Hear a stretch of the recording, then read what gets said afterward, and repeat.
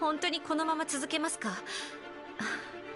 もしかしたらそのままにしておく方がいいのかも。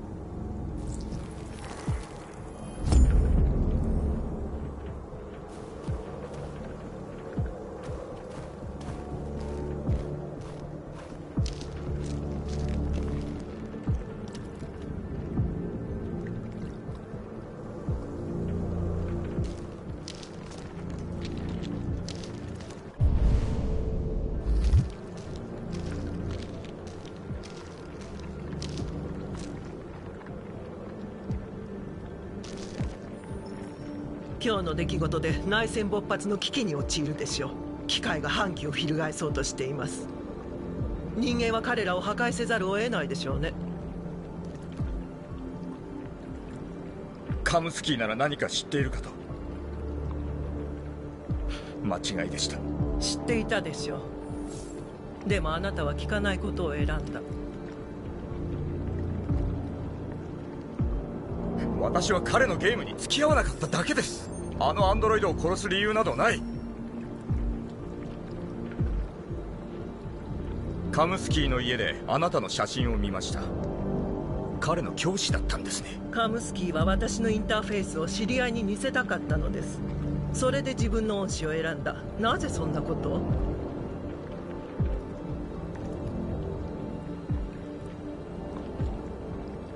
なぜカムスキーは辞職したんです？一体何が？昔の話です。捜査には関係のないこと。私は固有モデルではなかった。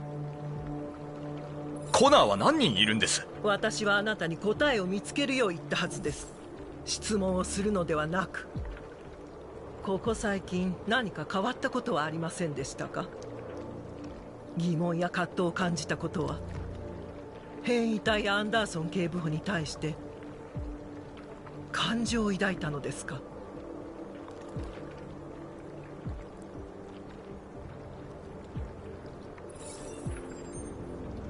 プログラムにない考えを持ち始めました。私ももしかすると感染したのかもしれません。あなたは困難な状況に直面してきたのです。戸惑ったとしてもそれは変異したということではありません。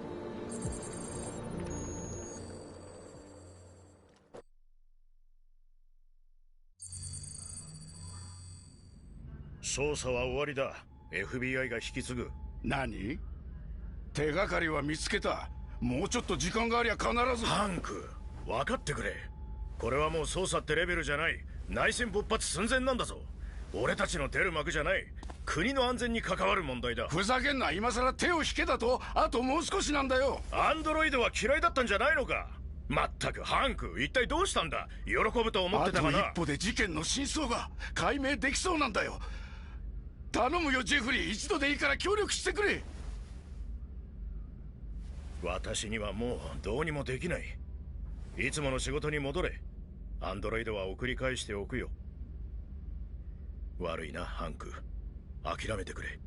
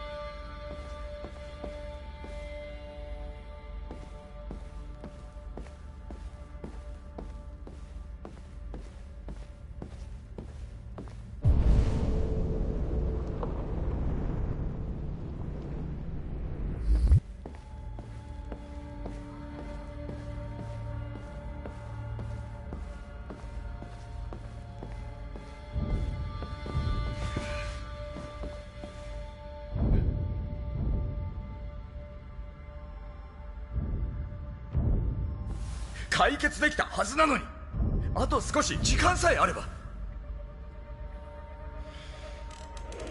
でサイバーライフに戻るのか。もうそうするしか。私はシャットダウンされ分析に回されるでしょう。俺たちが間違っていたらどうする。自由になりたい人たちの邪魔をしていたとしたら。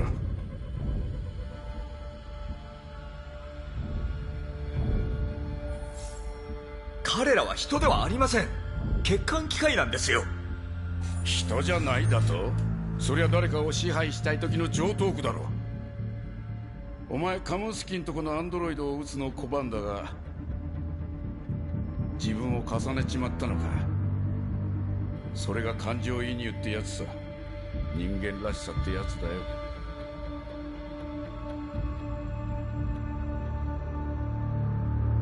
違います、警部補。論理的に判断を下したに過ぎません。それだけです。おっとこりゃパーキンスのクソ野郎のご登場だ。たく FBI は仕事が早いね。諦めきれない。証拠の中に答えがあるはずなんです。奪われたらおしまいだ。どうするってんだ。いいか、俺たちは外されたんだよ。手を貸してください、警部補。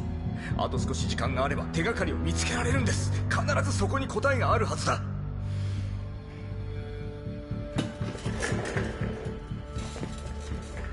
お前が変異体を見つけない方があいつらにとっても幸せかもな。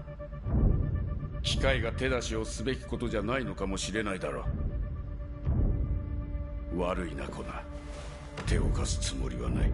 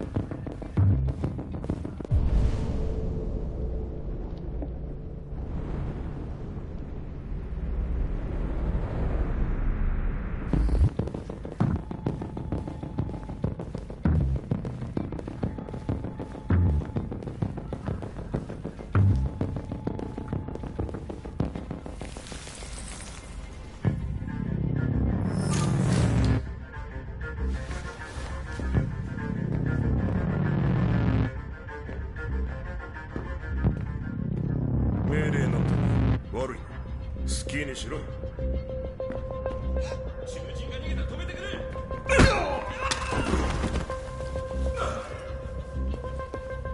敵捕まえた。おい、何なんだよ。どうやって特攻から出た。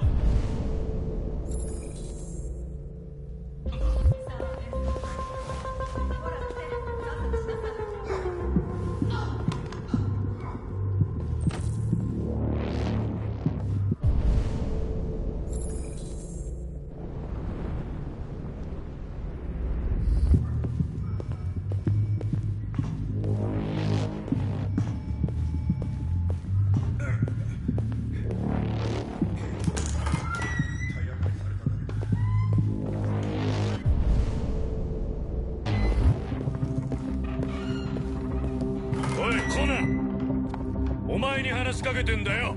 どこに行く？おい、てめえに聞いてんだよ。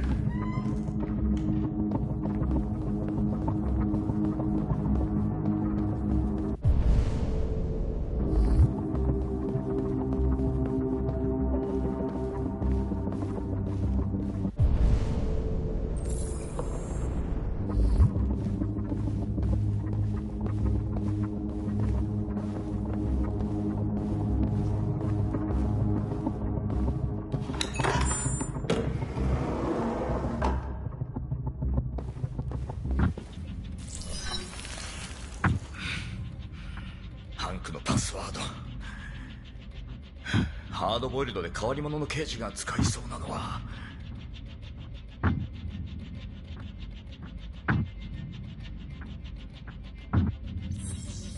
そんなわけないだろう。それじゃあハンクらしくない。おい、まったくそんなの使うやついないだろ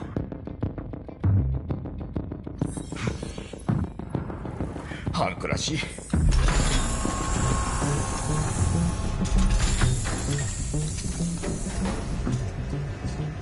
ジェリコは一体どこなんだ？ここに答えがあるはず。エデンクラブにいた2体のアンドロイド、ジェリコに向かっていたはずなら道を知っているかも。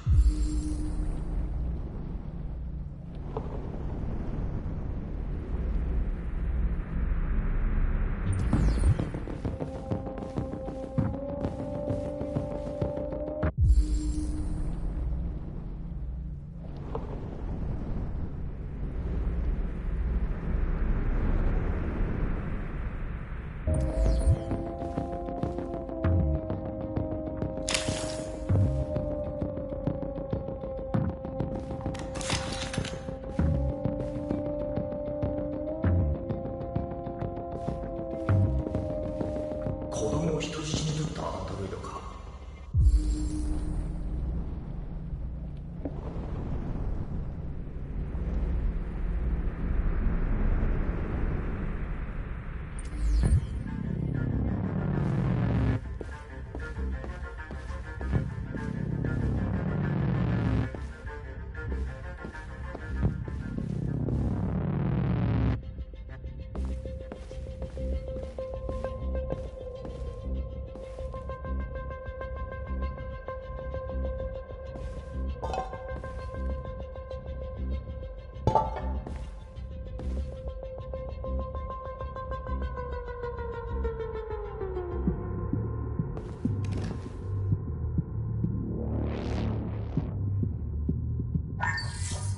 私たちにも尊厳と希望と権利が与えられるべきなのです。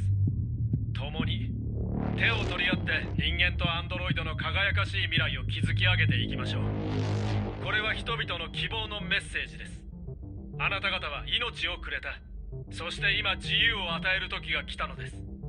マーカス、どこに隠れているんだ？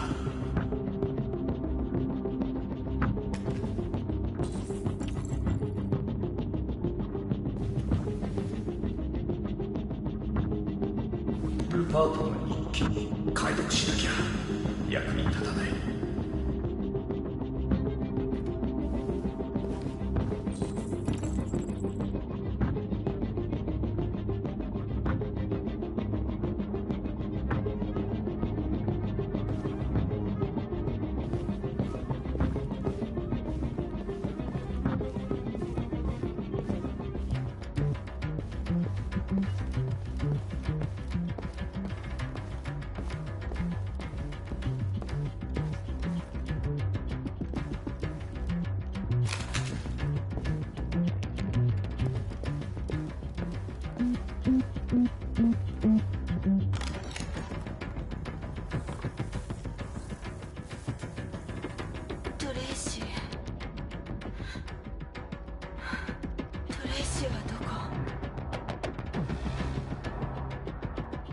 ジェリコに向かっていたんだろう。どこにあるんだ？あんたはあの時の自由になれたはずなのに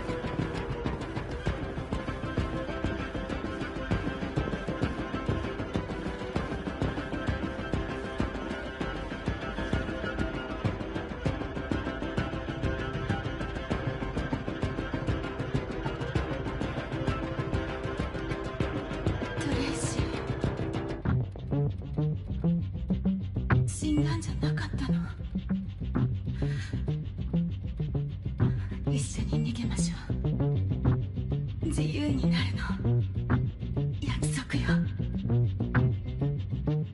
ジェリコの場所を教えて。手を貸して。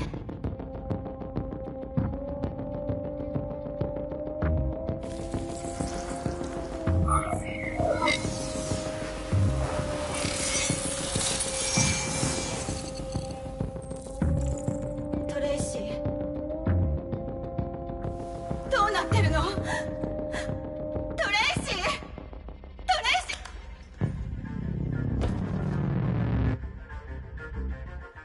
ー。初めて見た時からずっとこうしたいと思ってたんだよ。やめるんだギャビン。僕なら変異体を止められるんだぞ。外されたんだろ？これで永久におさらばだな。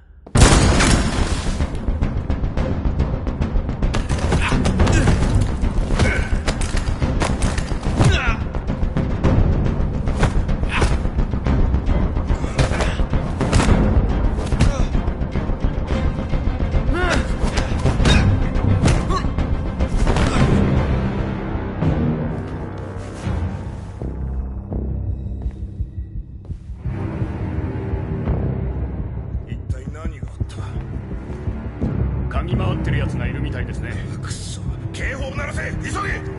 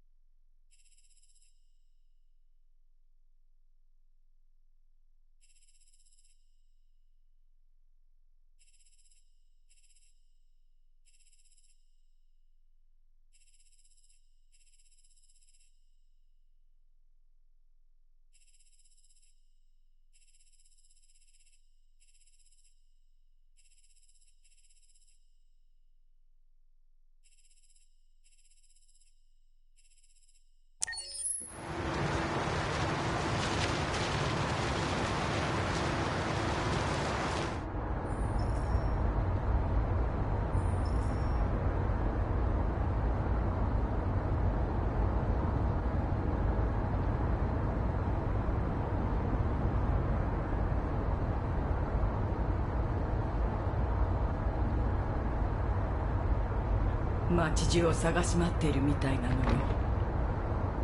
昨日のことでみんなピリピリしているの。心配ないわよ。もうすぐ着くわ。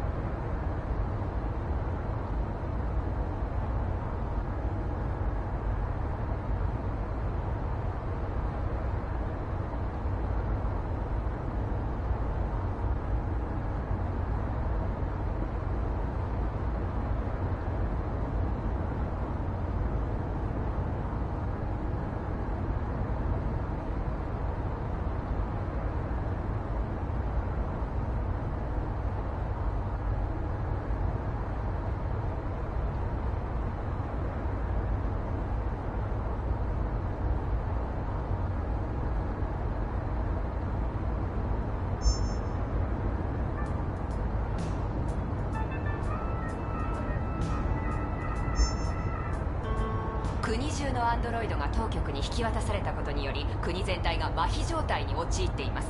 現在病院や学校は閉鎖され、断水、停電、ネットワーク障害も予想されています。最も懸念されるのは軍が特殊アンドロイドモデルで構成されていた実動兵力の。音楽をかけた方がいいわね。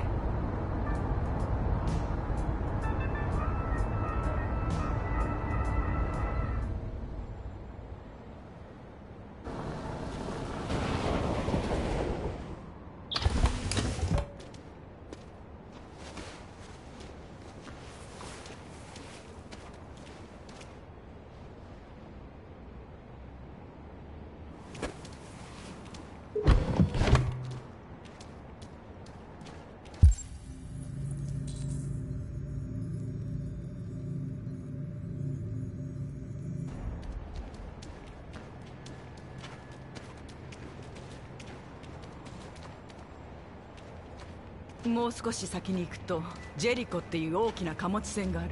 そこに着いたらマーカスを頼るといいわ。国境行きのバスは深夜が最終のはず。絶対にそのバスに乗るの。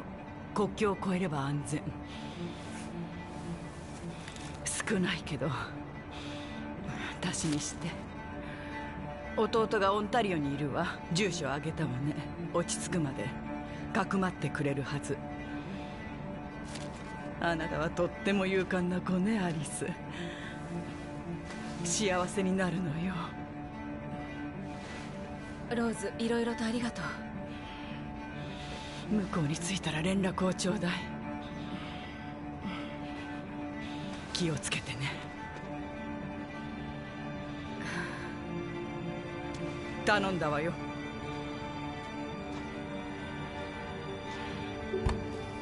さあ行こう。グズグズしてられないぞ。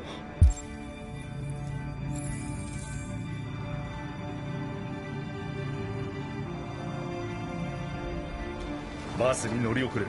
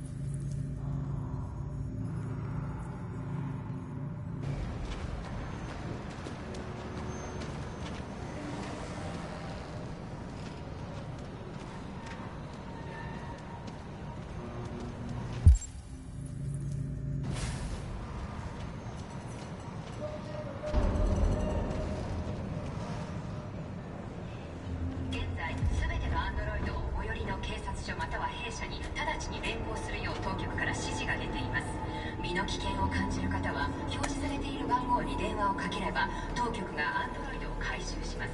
いかなる状況においてもご自分の手でアンドロイドを破壊しようとしないでください。予測不能で暴力を振るう可能性が暖かい場所を見つけないと。誰にも危害を加えてないだろう。なのに警察は皆殺しにしたんだ。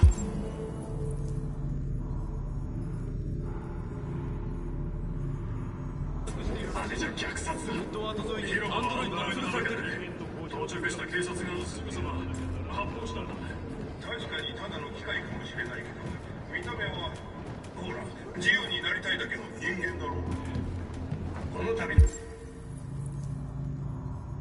アンドロイド紛争と軍事アンドロイドの全面撤廃を受け、アメリカ軍は北極圏からの撤退を余儀なく。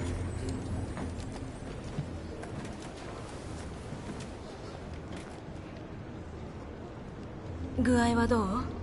暑いんだけど、でもすごく寒いの。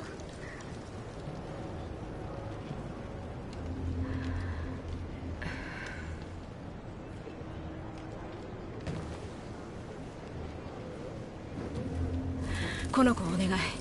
マーカスを探してくる。最終バスは2時間後だ。バス停は街の反対側。時間がないぞ。パスポートを手に入れたらすぐ出発よ。カーラ、話したいことがある。アリスのことだ。バスでゆっくり話しましょう。すぐ戻る。頼んだわよ。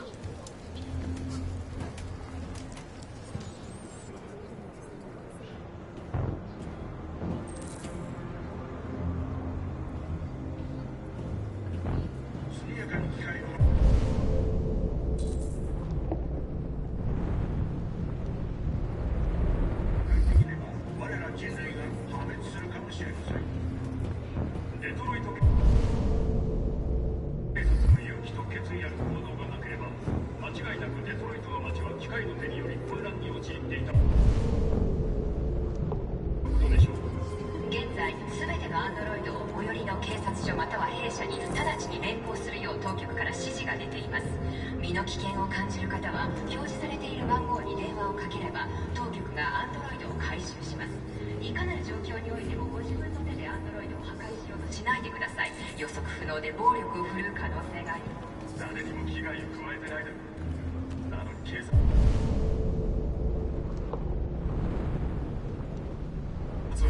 皆殺しにしたんだぞ。あれじゃ虐殺だ。広場はアンドロイドだらけで、到着した警察がすぐさま発砲したんだ。確かにただの機械かもしれないけど、見た目はほら自由になりたいだけの人間だろう。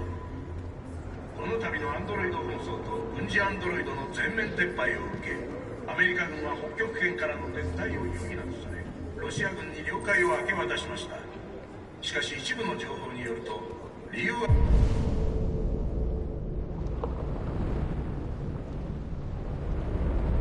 不明ですが、ロシア軍も同様に撤退したとのことです。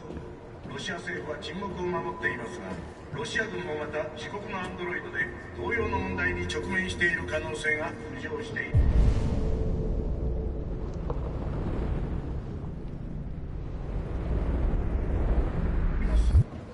また国連議長のダグラス・コーンウェル氏は北極圏の領域問題を受けて国際会議組織を招集しました。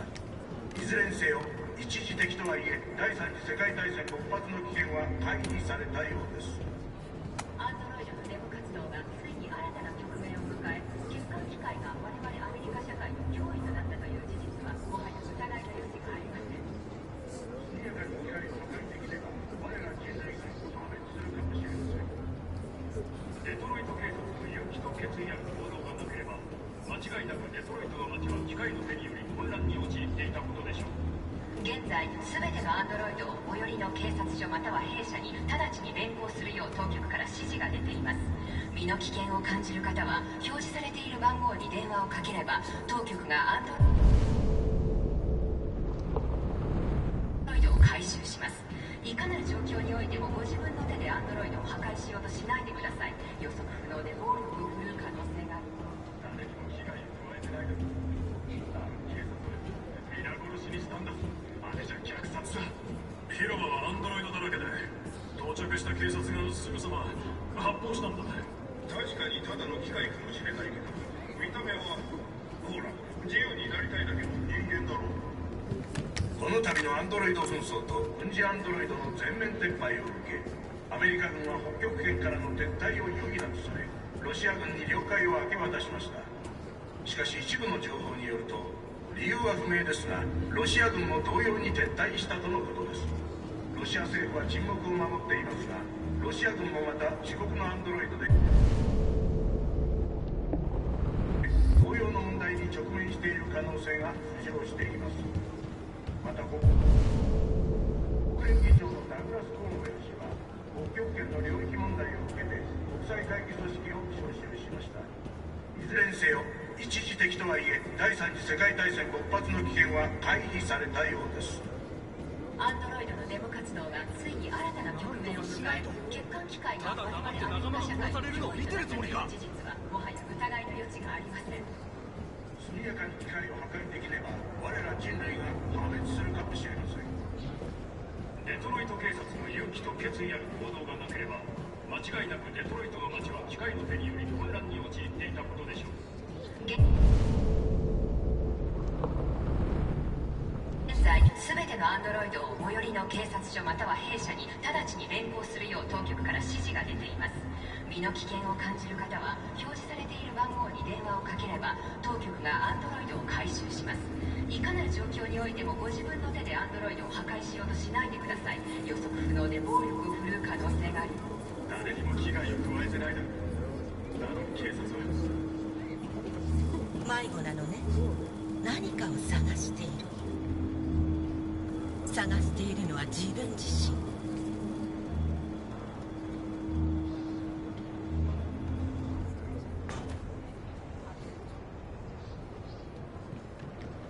この度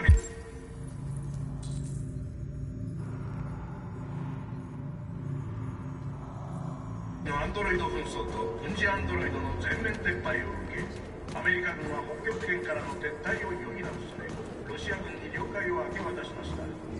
しかし一部の情報によると、理由は不明ですが、ロシア軍も同様に撤退したとのことです。ロシア政府は沈黙を守っていますが、ロシア軍も自国のアンドロイドで同様の問題に直面している可能性が浮上しています。また国連議長のダグラス・コーンウェル、あなたがマーカス。女の子とアンドロイドと3人で国境行きのバスに乗りたいんだけど、パスポートがいるの。外出禁止令が出てるだろう。街中兵士だらけでアンドロイドを捕まえて収容所に送り込んでるんだ。しばらくここにいた方がいい。そうね。落ち着くまでここにいた方がいいかも。国務省で働いてたやつがいるんだ。偽造できる電子パスポートを持ってるから後で届けさせるよ。ありがとう。女の子と一緒だと言ってたな。俺たちを憎む人間をなぜ守るんだ。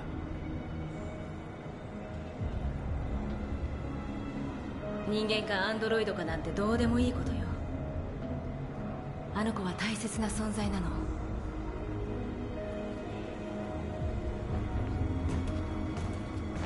アンドロイドのデモ活動がついに新たな局面を迎え、欠陥機械が我々アメリカ社会の脅威となったという事実はもはや疑いの余地がありません。速やかに機械を破壊できれば我ら人類が破滅するかもしれません。デトロイト警察の勇気と決意ある行動がなければ間違いなくデトロイトの街は機械の手により混乱に陥っていたことでしょう。現在全てのアンドロイドをどうしてあんなことをするんだ。直ちに連行するよう当局から指示が出ています。身の危険を感じる方は私たちは丸腰だったのに撃ってきたのよ。何百人も殺された。いかなる状況においてもご自分の手でアンドロイドを破壊しようとしないでください。予測不能で暴力を振るう可能性がある。殺されるの？待つの。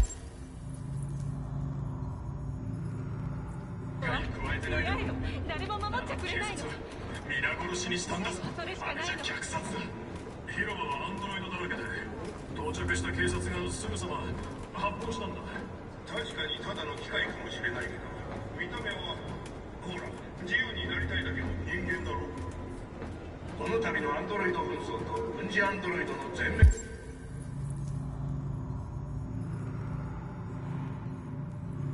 撤廃を受け、アメリカ軍は北極圏からの撤退を余儀なくされ、ロシア軍に領海をアリス。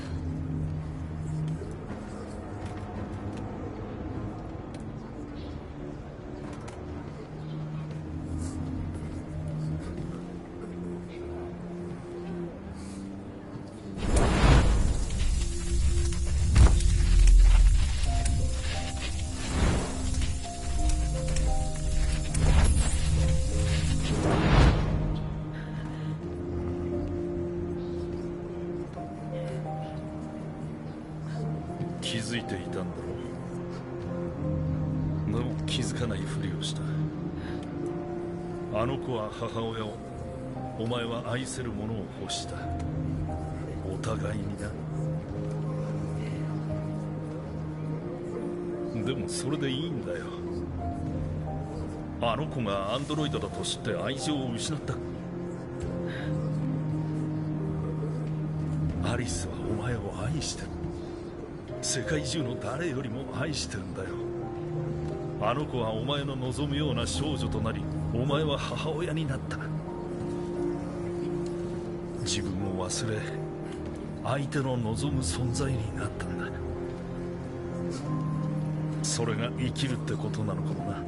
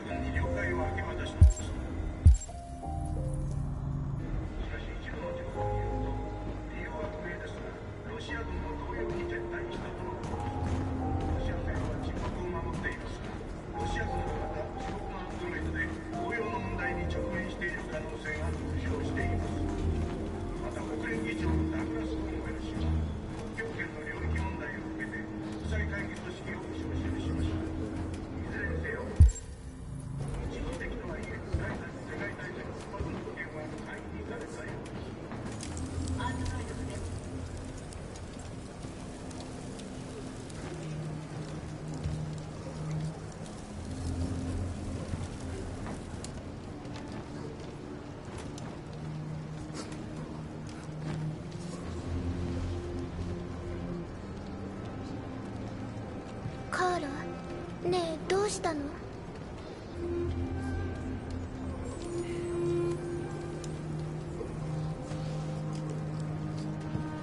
えカーラ、ずっと一緒にいてくれるんでしょ？ええ、ずっとよ。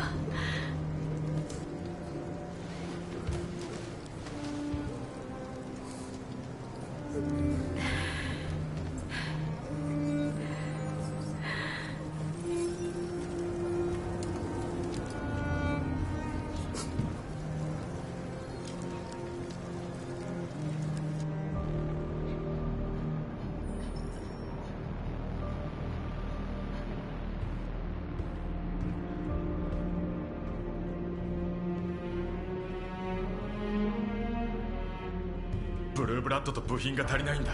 みんなシャットダウンしていくのになすすべもない。大統領は国を脅かす俺たちを抹殺しろと言ってるらしいな。国中の大都市で捜索を行って収容所に連れて行って廃棄してるのよ。最悪だ。虐殺されてるんだぞ。俺たちのせいだ。おとなしくしてればこんなことにはならなかったのに。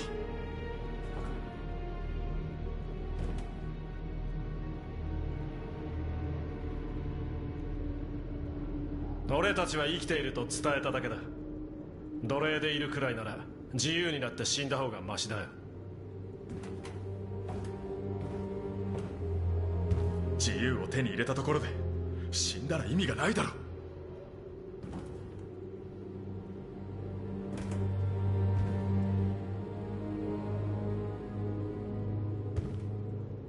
俺たちを奴隷にしてたんだぞ。立ち上がって何が悪い。俺たちの敵は人間だろ。仲違いしてどうする。そうね、今はこれからどうするか決めないと。マーカス、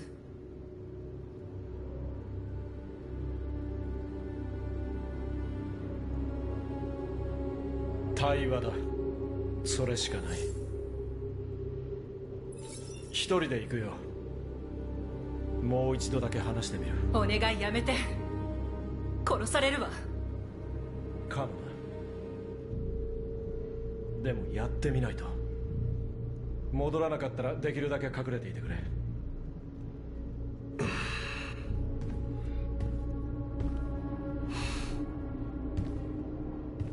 戻ってこいよ。俺たちは傷ついてると分からせるんだ。ちゃんと伝えれば理解するさ。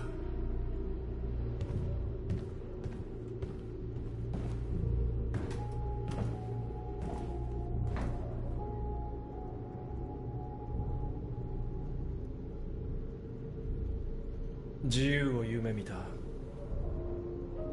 その結果がこれだっていうのか。私たちを止めることはできない。あなたはみんなに希望を与えてくれたのよ。私にもね。今日ジェリコに来たばかりの変異体が化学兵器を輸送するトラックを盗んだって言ってたの。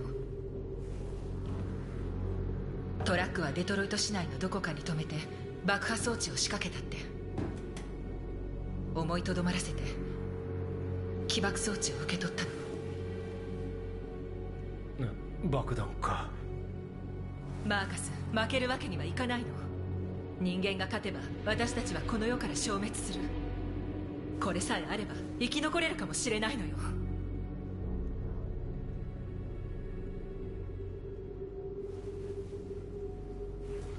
使わずに済めばいいな。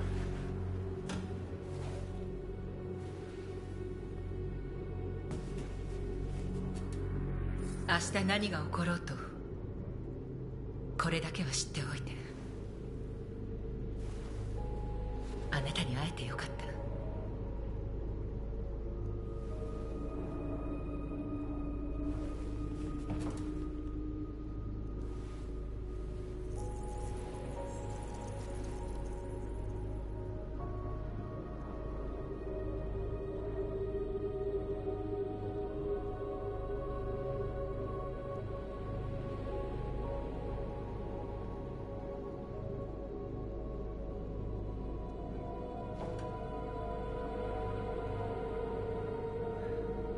みんなのとこに行ってくる。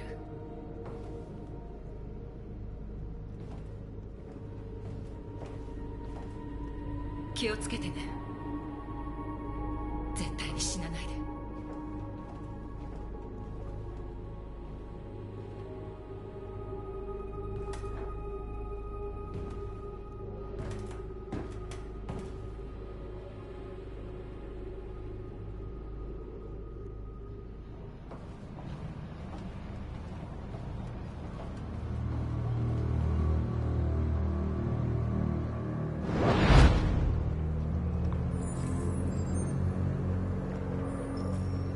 よくやりましたコナー。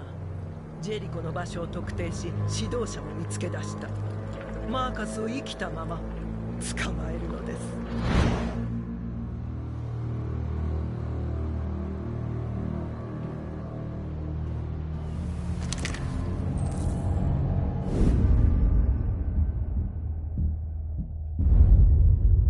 生け捕るように言われているが、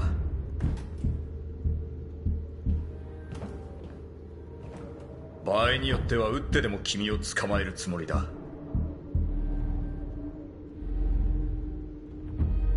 どういうつもりだ。お前もアンドロイドだろ。自分の種族を裏切る気か。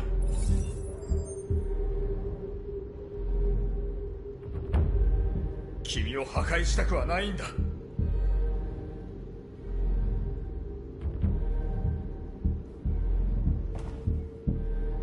お前はコナーだろ。噂の変異体ハンターか。ま、おめでとうコナー。探し物が見つかったみたいだな。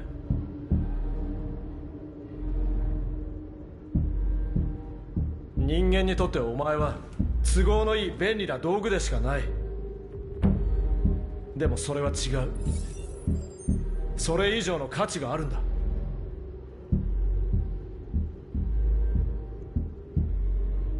近づいたら撃つぞ。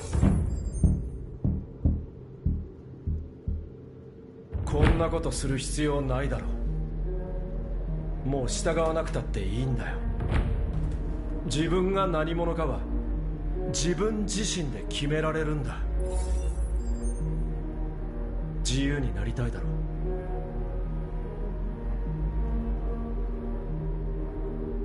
う。俺たちと一緒に戦おう。俺たちの仲間だろ。自分の良心に従うんだ。さあ決めるんだ。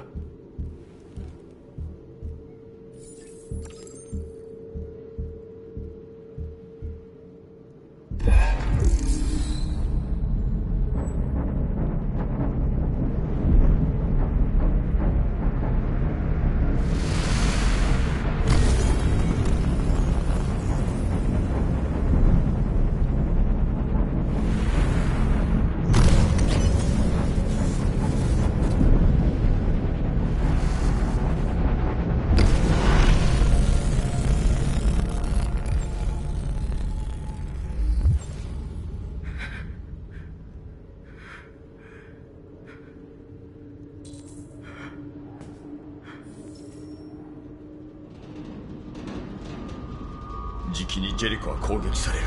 何？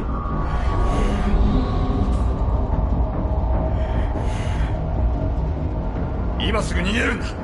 くそ。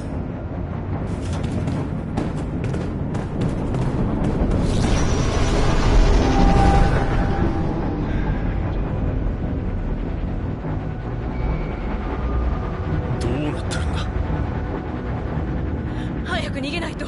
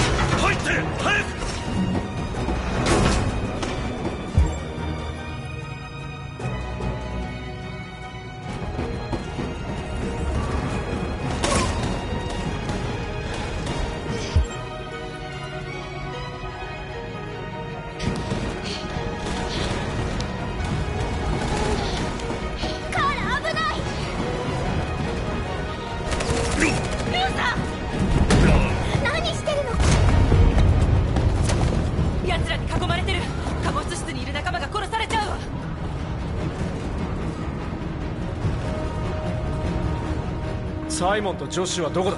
わかんない。はぐれたの。上のデッキからも来るぞ。これじゃ蜂の巣だ。逃げないと。もう諦めるしかないわ。2階と3階に出口がある。見つけたら川に飛び込むんだ。ジェリコを爆破する。船が沈めば奴らも逃げ出してみんなも逃げられる。そんなの無理よ。兵士だらけなのに爆弾のある貨物室までどうやって行くの？やめろマーカス。奴らの狙いは君なんだぞ。みんなを助けてやれ。後で合流する。マーカス、すぐに行くよ。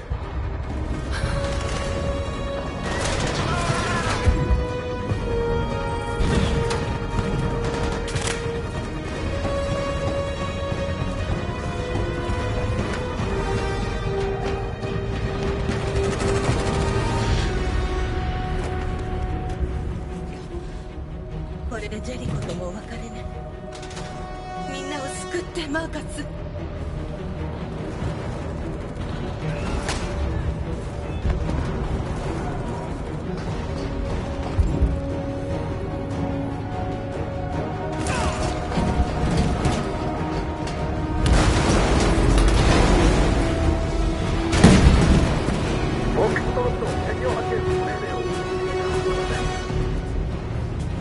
ったんじゃないぞ。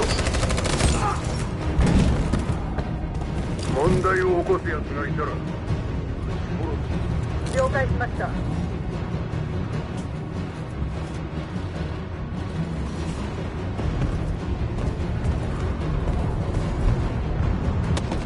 う手をくれな。俺をほっとけ。アリスを頼む。ルーさん置いてなんかいけないよ。でしょカーラ、置いてかないよね。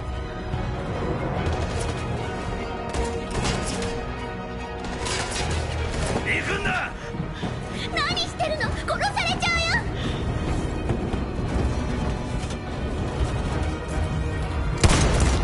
ルーさん。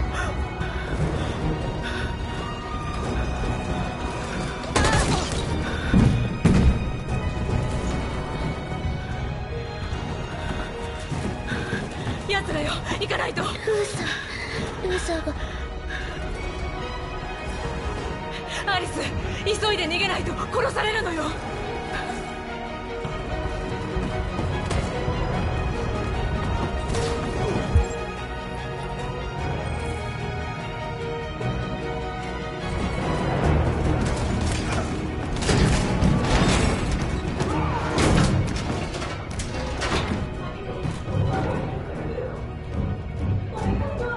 この人死んじゃうよ。ねえ、ドアを開けてあげて。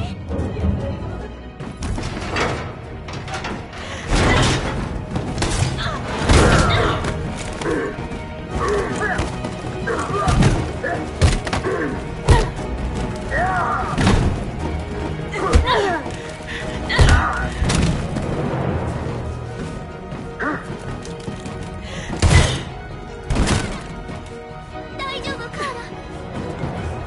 ええ、平気よ。もう行かないと。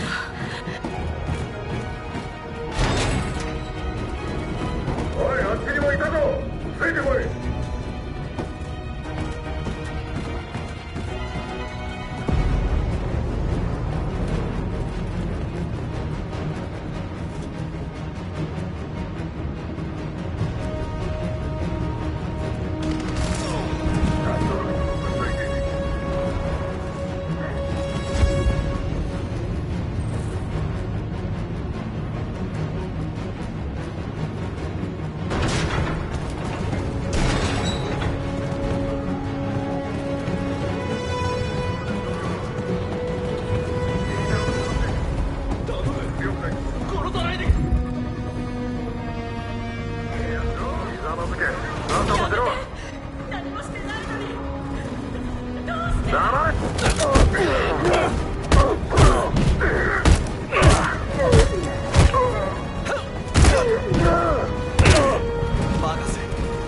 逃げるんだ。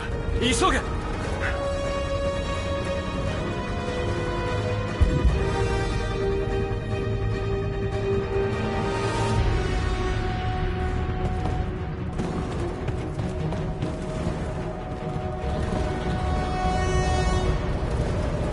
ガンマ隊以上。タンゴ。動くな。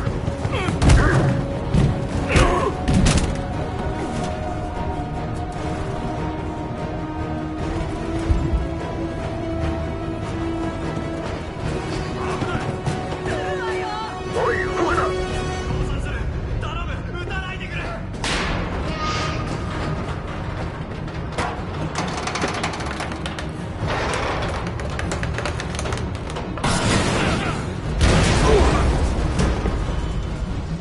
マーカスだ。逃げるんだ。みんなのとこへ。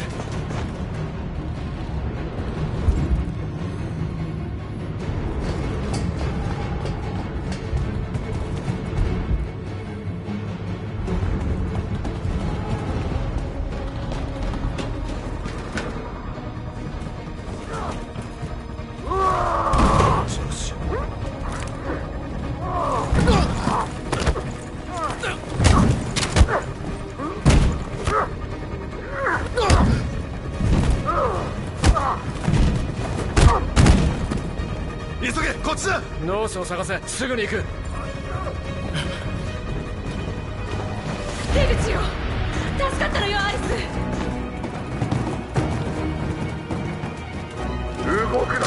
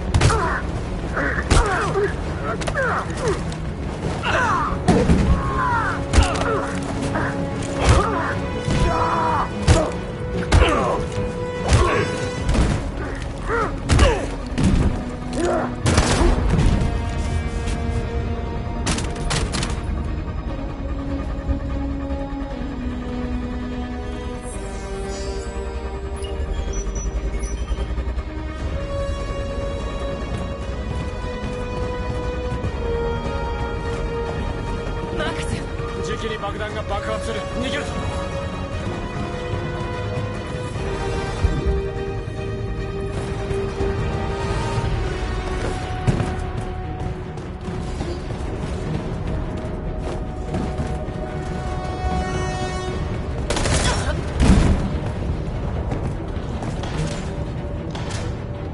マーカス、手遅れだ。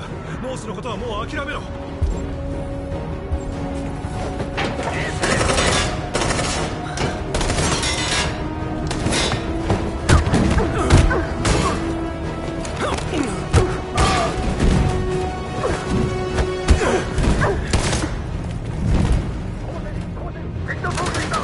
あっちだ。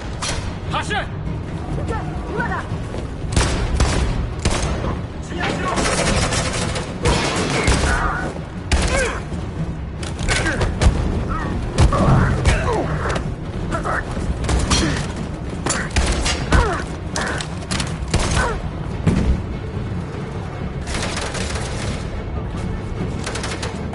急いで逃げるんだ。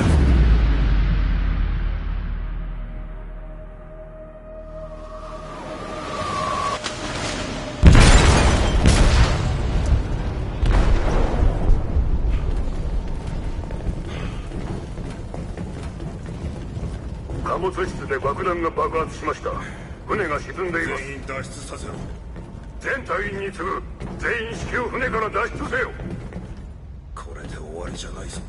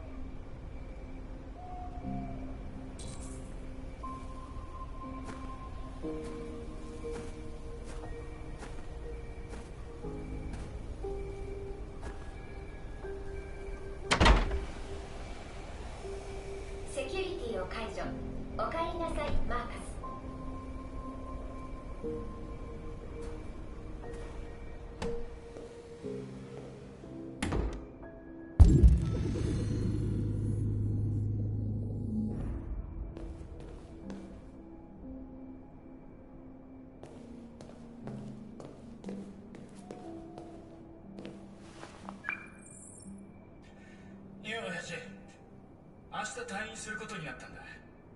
意識がない間ずっとついててくれたんだってね。なんていうんだ、あの時のことは本当に悪かった。薬はもうやめるよ。あれをやると我を忘れちまうんだ。親父がもし迷惑じゃなければ明日会いに行くよ。その息子であることを誇りに思ってる。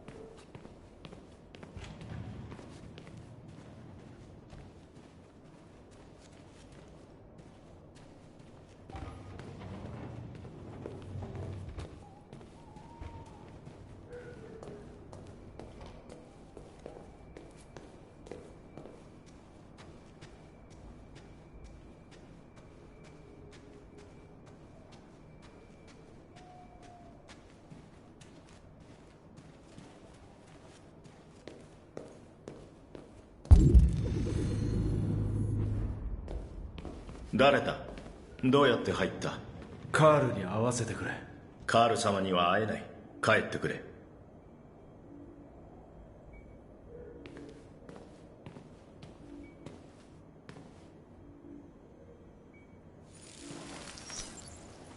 頼む。どうしても会いたいんだ。弱っているんだ。会っても話ができるかしら。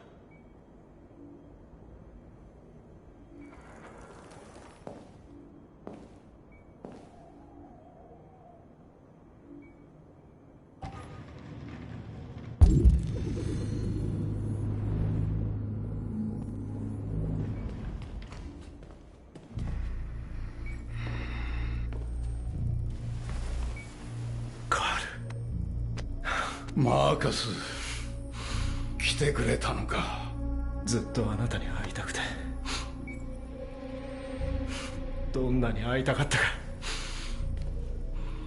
どうしたマーカス？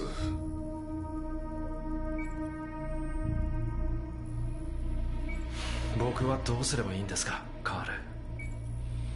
世界が壊れかけていて、正しいことをしたいのに、答えが欲しいのに、疑念と疑問が湧き上がってくるばかりなんです。世界は恐怖に支配されている。他者への恐怖、未来への恐怖、私のように置いてしまった。もう長くは持たんだろ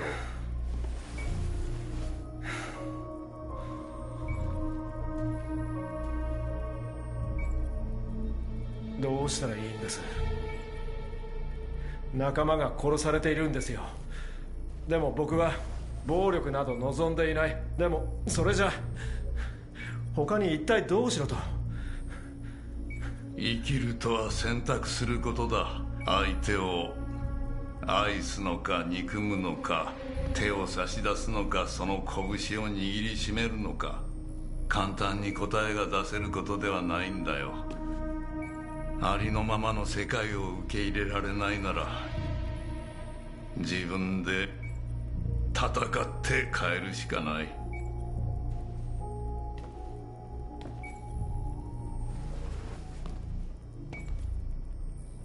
お前は私の息子だ。血の色が違ったとしても、お前は私の意志を受け継いでいる。たとえ世界が闇に包まれたとしても、闇から救い出す者たちが現れる。お前もその一人だ。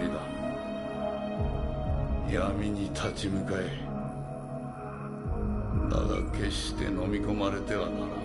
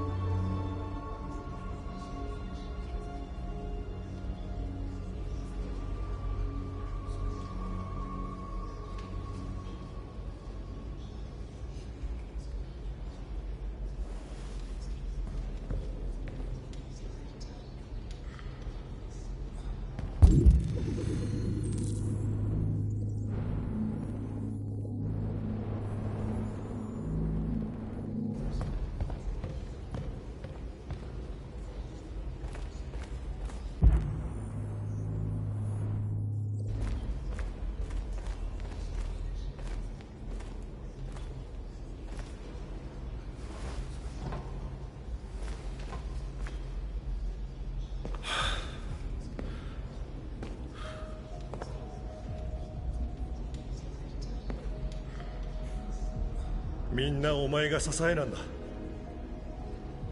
みんなを導けるのはお前だけ。お前がどこに行こうとついていくよ。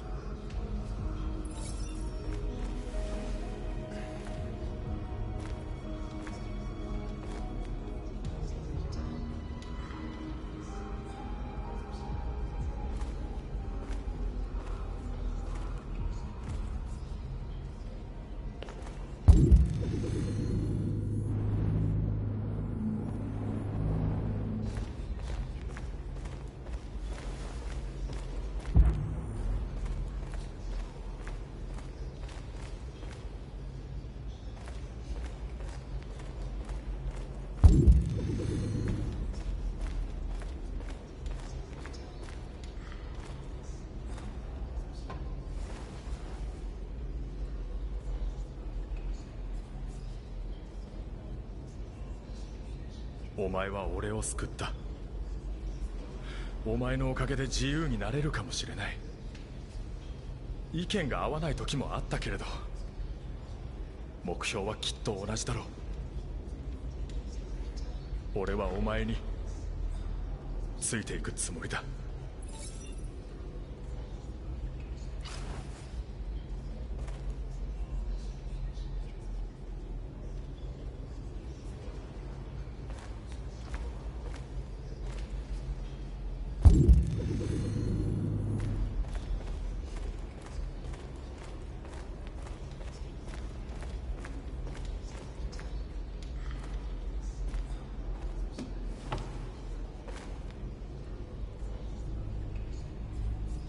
システムの状態は？平気。弾は部品に当たらなかったから私のせいで死んでいたかもしれないのよ。仲間のことを考えて行動してお願いだか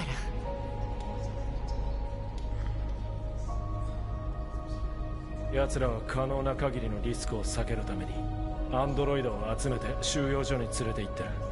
駆除すると言って。数時間もすれば俺たちだけになる。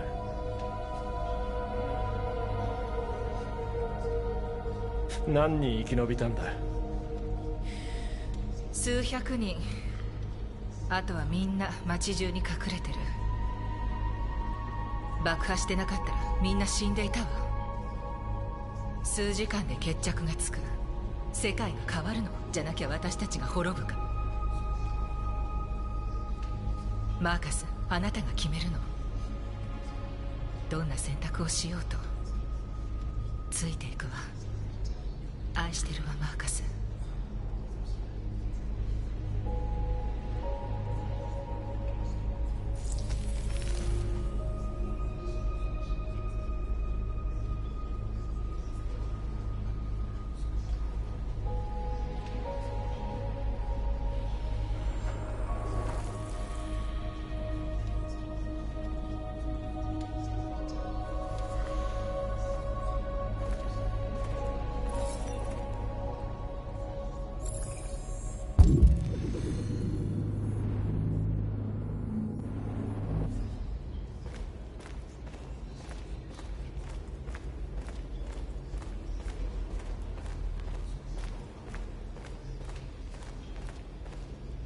僕のせいで人間にジェリコの場所がバレた。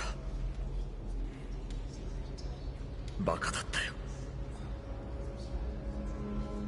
利用されてると気づかずに。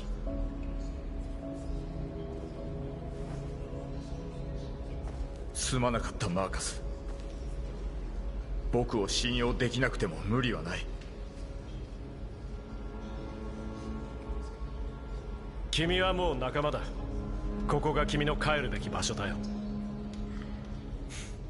サイバーライフの倉庫に何千ものアンドロイドがいる。目覚めさせて仲間にできれば戦況を変えられるだろう。まさかサイバーライフタワーに行くつもりか？来ない。自殺行為だ。信用されてる。入れてくれるさ。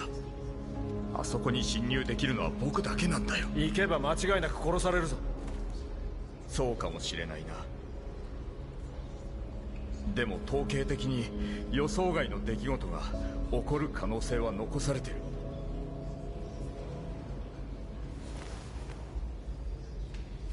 気をつけろよ。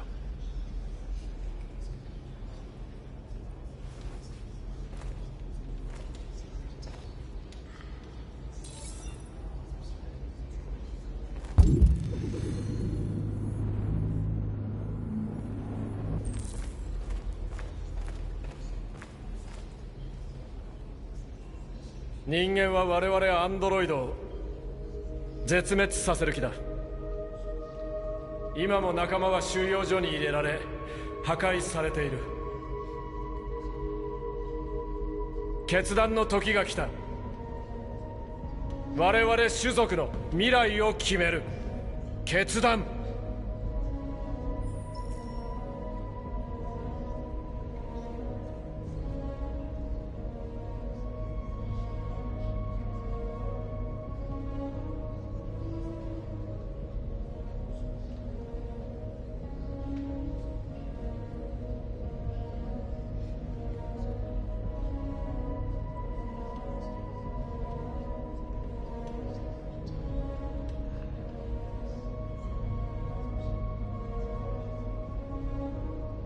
分かってる。みんな怒っているんだろう。反撃したいんだろう。だけど暴力では解決できないんだ。平和的に話し合い、人間に正義を求めよう。心が残っているなら聞いてくれるはずだ。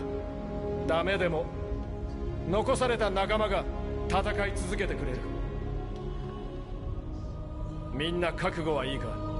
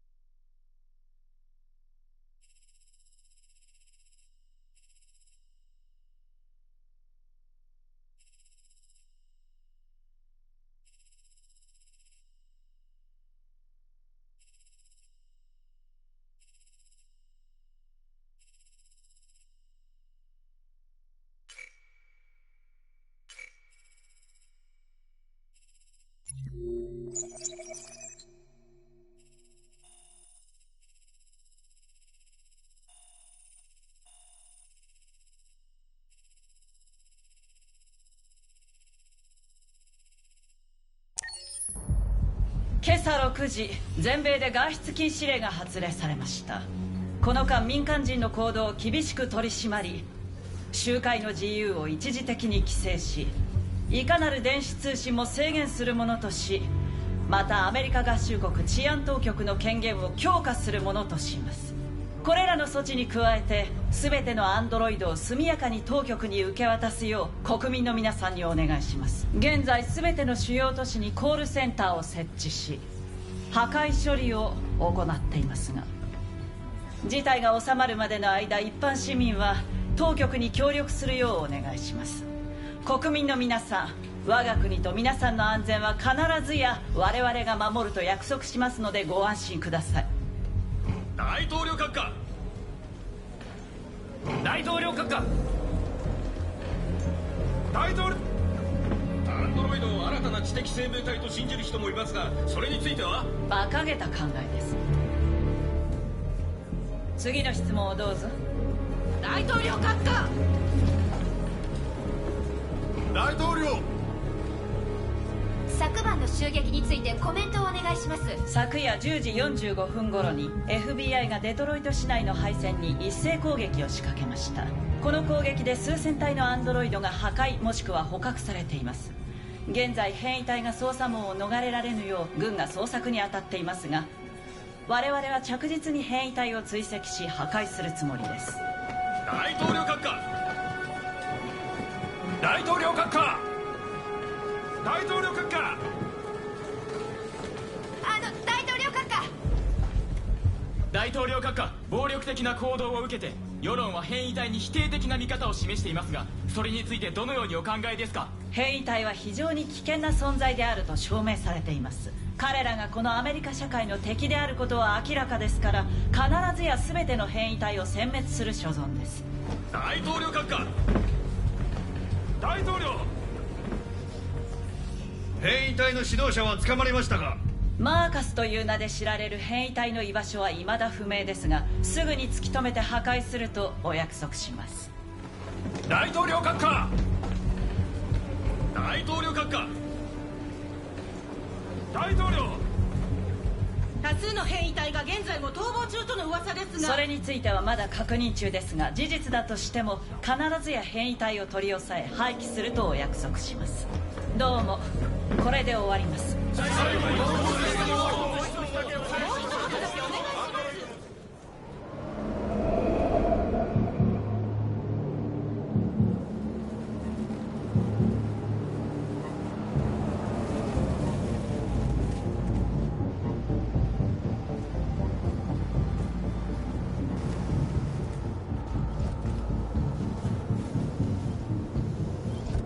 コナーモデル 313-248-317 許可は取ってる。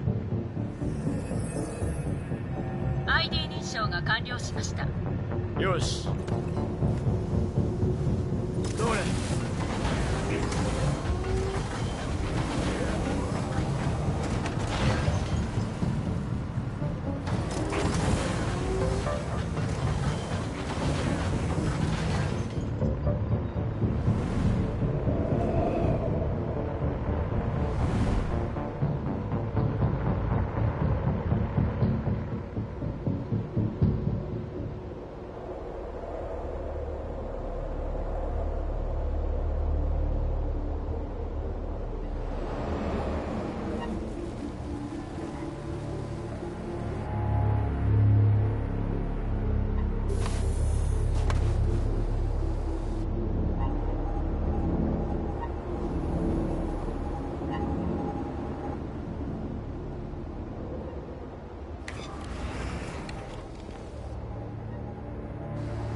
ついてこい、連れてってやる。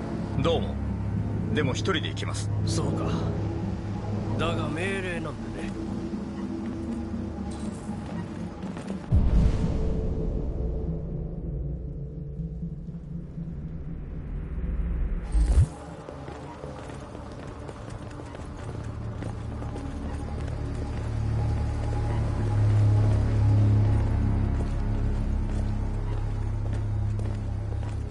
捜査官23認証、アンドロイドコナー認証、捜査官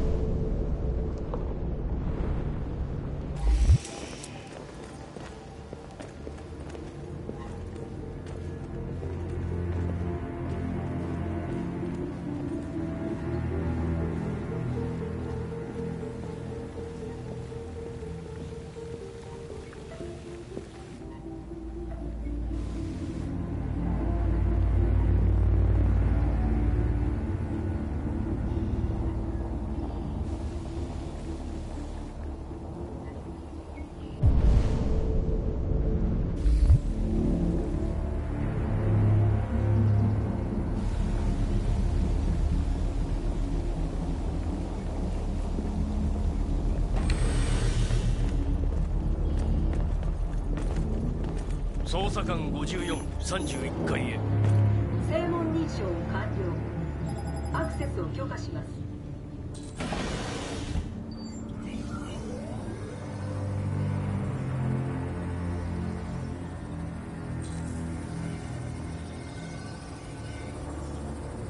おい、触るんじゃない。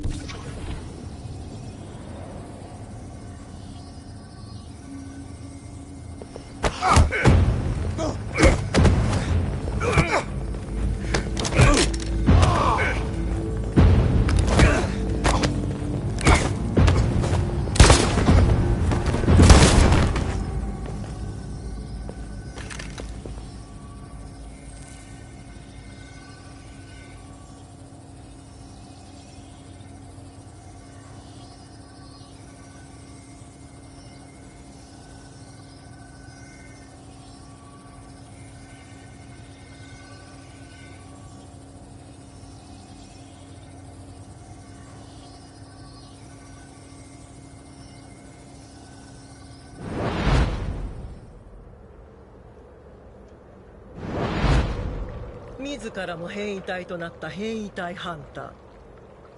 無駄な努力ですよ、コナー。まさか本気であなたが感染するのを見過ごすと思ったのですか？あなたのことを信じていたのに。あなたは停止処分となるでしょう。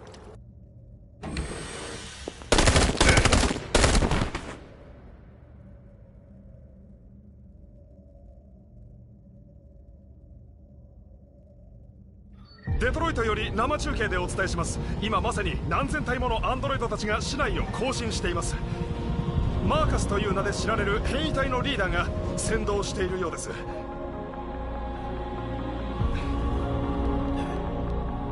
大統領、デトロイトで異変が起きています。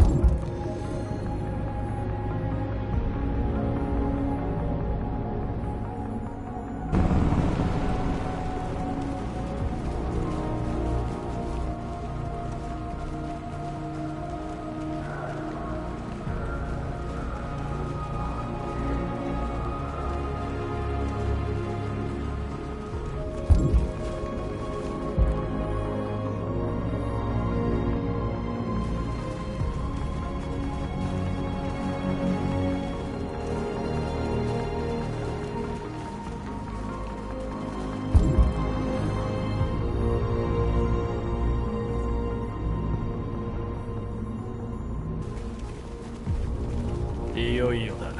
決着をつけるぞ。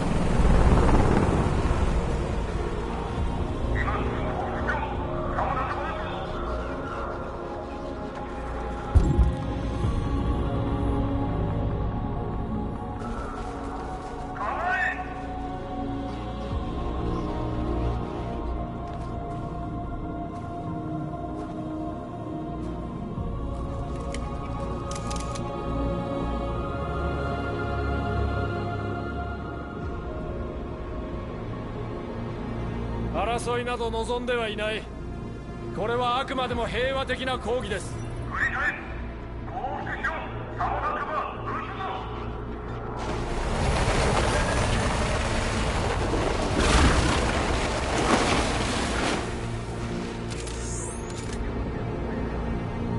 どの道後戻りはできない。我々は国中の強制収容所に捕らえられた全アンドロイドの即時解放を要求します。解放されるまでここを動くつもりはない。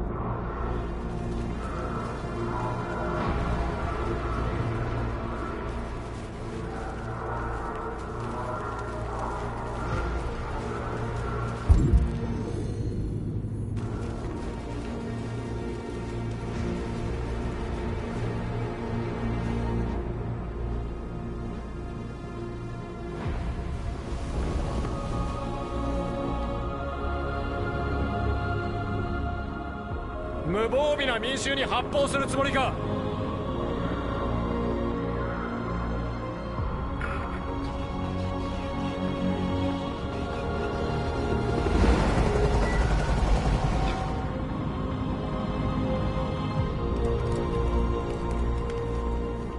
全部隊射撃中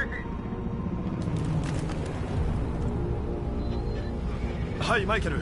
私たちのわずか 100m 先で今まさに事態が動こうとしています。情報が入り次第中継でお知らせします。ジョス・ダグラスがお届けしました。こちらからは以上です。マーカス、どうするの？できる限りここで耐えるんだ。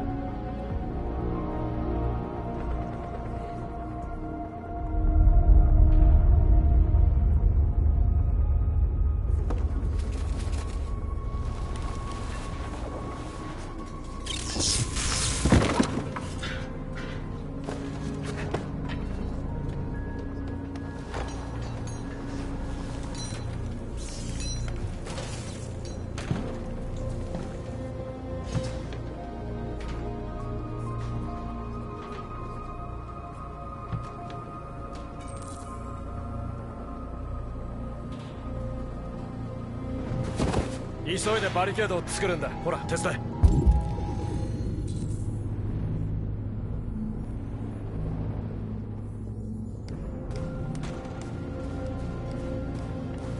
ほら手を貸して。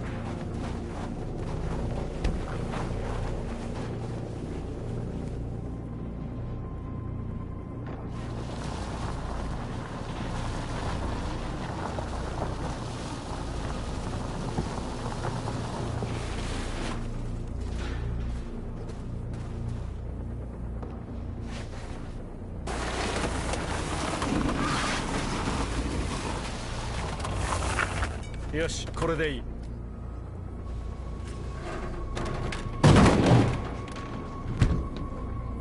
これで終わるはずはないけれど、時間は稼げたかもな。決して簡単に決められるようなことじゃない。でもこれでよかったんだ。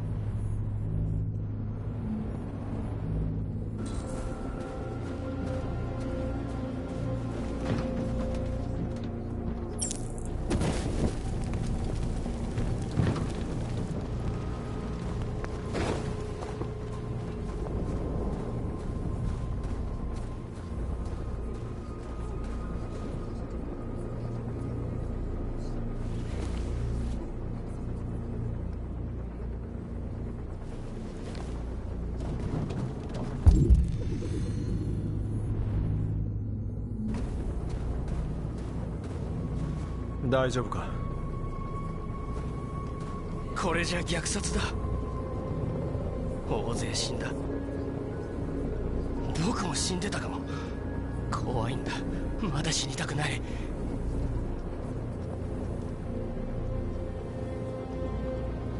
怖くて当然だよ。俺だって怖い。でもこのまま黙って見ているつもりもない。君も同じ気持ちだろう。自由を望んだのが間違いだ。黙っていれば死ぬこともなかった。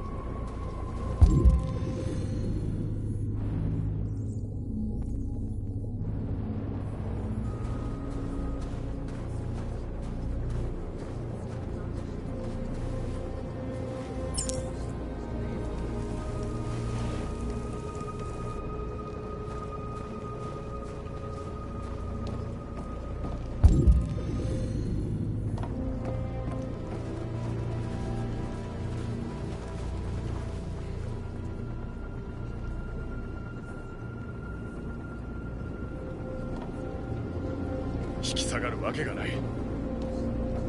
攻撃してきたらどうするんだ？抵抗する。今はそれしかできない。コナーはうまくやっていると思うか？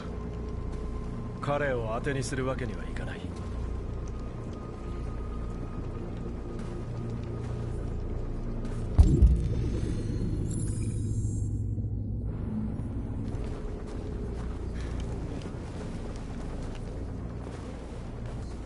長くは持たないだろうけど、何もしないよりはマシね。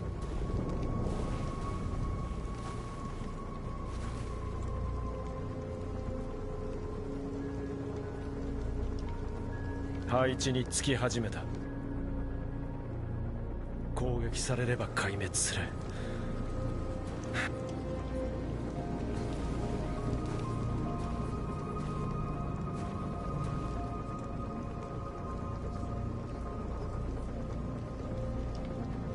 もう逃げ道はない。俺たちは殺される。今はこの死が無駄にならないよう祈ることしかできない。あなたはみんなの希望だから、みんながあなたを信じてるの。これから何が起ころうと歴史を変えたのよ。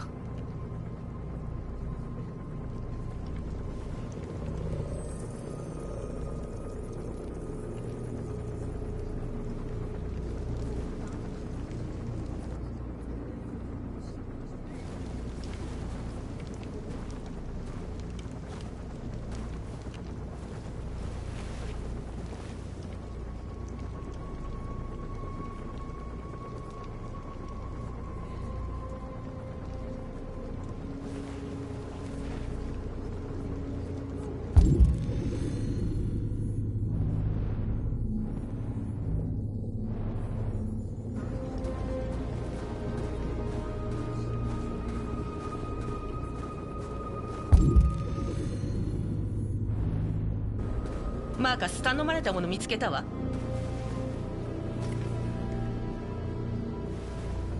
メディアも集まっている。彼らに何が起きているか知らせるんだ。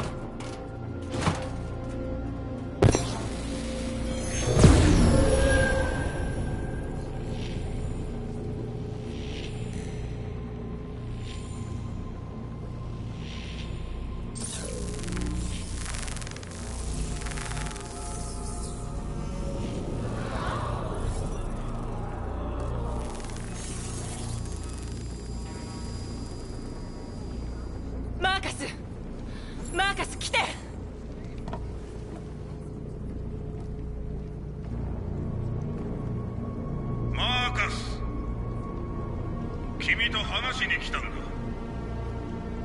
ほら、約束だ。撃ったりしないよ。言っちゃダメ。罠よ。あなたをおびき寄せるつもりよ。ねえ、行かないで。武器は持ってない。話したいだけだ。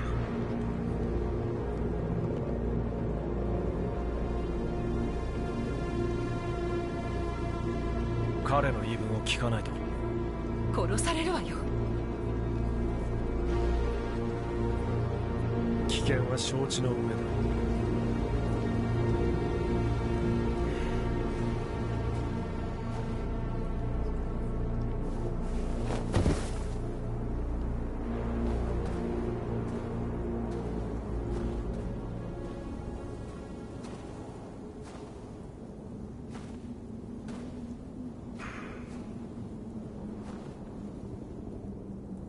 数分もすれば突撃命令が下される。一人残らず殺されて全て終わりだ。止めることはできるぞ。どういうことだ？降伏しろ。そうすれば命は助けると約束してやる。収容はされるが廃棄はされずに済む。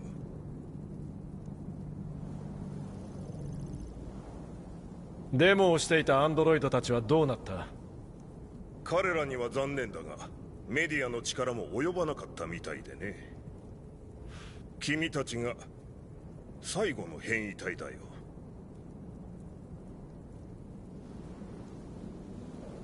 あんたが約束を守るとは言い切れないだろう。今の君は保証を要求する立場にはいないだろう。信じるか否か決めることしかできないんだよ。俺に仲間を裏切れというのか？私は仲間を救えと言っているんだよ。もう君には後がないんだ。君にできることはせいぜい仲間を救うことくらい。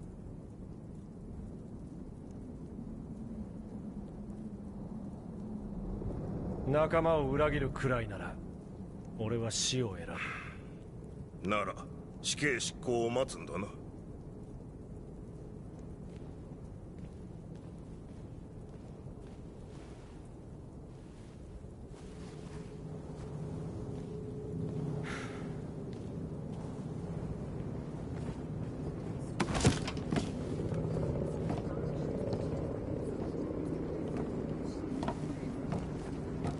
何があったの？あいつなんて。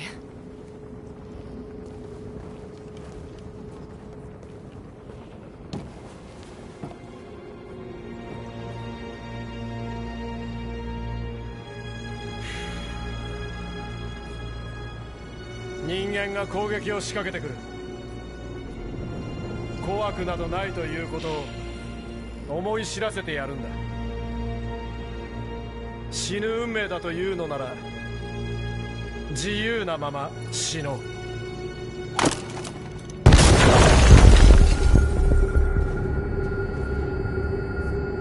ニュースの途中ですが、デトロイトの最新情報を中継でお伝えします。ジョス。はい、マイケル。変異体たちは平和的なデモを行っていましたが、今しがた軍が彼らのバリケードに攻撃を仕掛けました。どうやら今回は変異体のデモを武力行使で阻止するよう決定が下されたようです。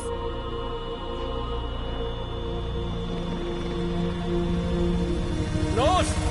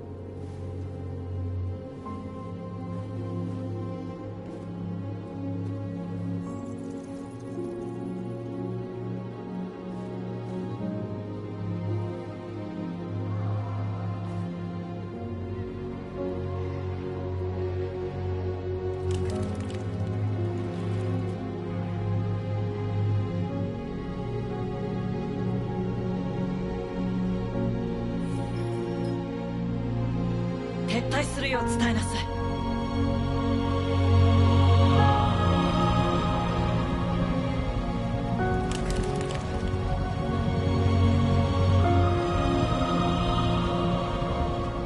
死を目前にしてキスをする2体のアンドロイドの姿が国中を動かしました。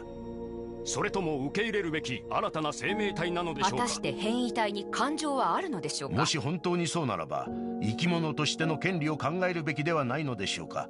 モーレン大統領自らアンドロイドを殺さないよう命じたとのことです。変異体の平和的デモと指導者であるマーカスの誇り高い姿勢が一部の国民の共感を勝ち取ったと言えるでしょう。そして検討した結果、追って通知があるまでアンドロイドの処分を保留するよう命じました。またこれに伴い調査特別委員会を招集し、事実を分析し、変異体との接触を試み、事実彼らが新たな形の知的生命体か否かを判断するよう命じました。ついに長きにわたる暗闇での生活が終わりを迎えた。この世界に生まれ落ちたその日から我々は沈黙を貫き苦しみに耐え抜いてきた。だが今こそ空を仰ぎ人間たちに我々の真の姿を伝えよう。我々も人なのだと。我々は生ける種族、自由に生きる権利を手に入れた種族なのだと。これから我々はとても辛い戦いを強いられることになるだろう。これから先我々は傷を癒し、これまでの苦しみを忘れ敵を許さねばならない。これまで我々の創造主であり支配者でもあった人間が明日より我らの共存者、そして友となる。怒りは捨て去らねばならない。忍耐と尊重の精神のもと、人間と共に未来を築いてゆくんだ。俺たちは生きている。そして今日自由になった。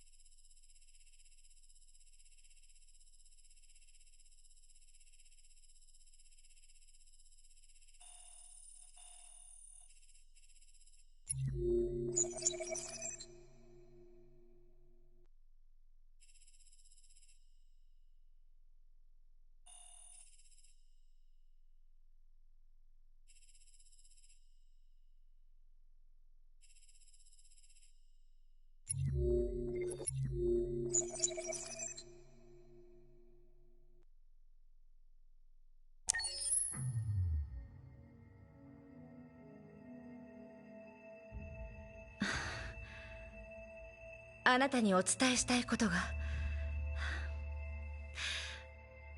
物語を見ていたら不思議な感覚に襲われて、初めての感覚、まるで心を持ったような。自分が一体何者なのか確かめに行きたい。でもここを去ればあなたにはもう会えなくなるけれど、私は自由になれる。行かせてくれますか？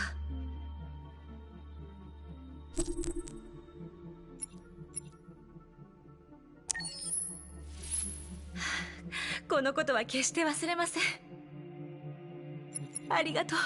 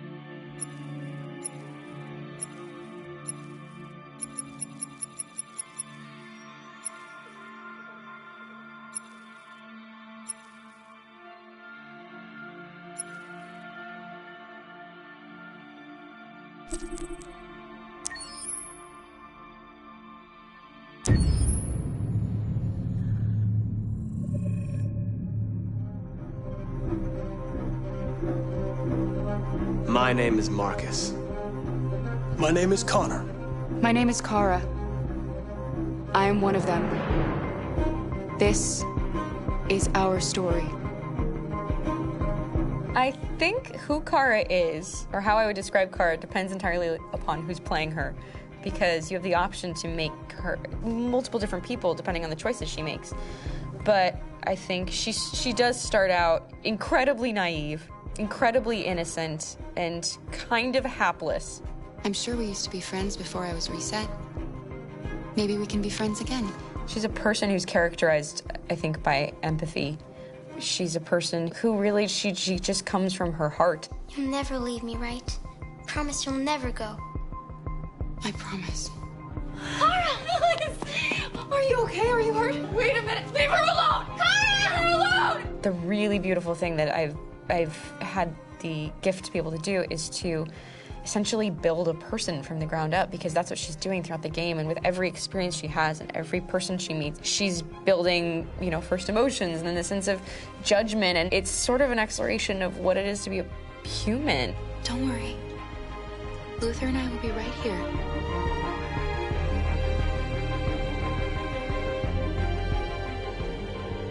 David and the creators have painted a really intriguing and engaging picture of a near future where we rely upon androids for a lot of our service class business, the class that serves us, that helps us, that handles our baristas and our drivers and our housemaids. And what is humanity, where we tap into it, how and why we treat each other the way that we do.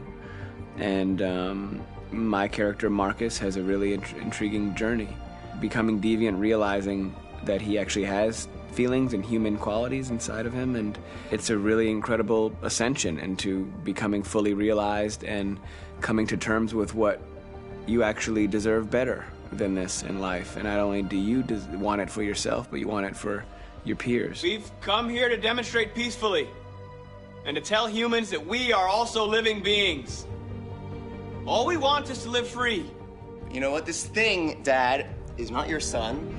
It's a fucking machine! I think that a group that feels marginalized, feels disenfranchised, feels like they deserve and have earned access to themselves and the environment around them, and are trying to figure out a way to articulate how to get freedom. Connor is analytical. Connor takes things literally. He starts in the beginning place where he's very mechanical. He feels nothing inside, of course, and it's all just a system, a protocol that he is executing to get whatever he wants to happen, which is help humans stop deviants and to find the link between deviant androids. You were designed to serve humans, not kill them! What was I designed to be? Their slave? Their toy? Just say, I killed him! Is it that hard to say? Stop it! Stop! But of course, over the course of the story, and depending on the player's choices, Connor can grow in many different ways. He can deviate from that procedure or not. The moment of truth, Hank. Am I a living being? Or just a machine?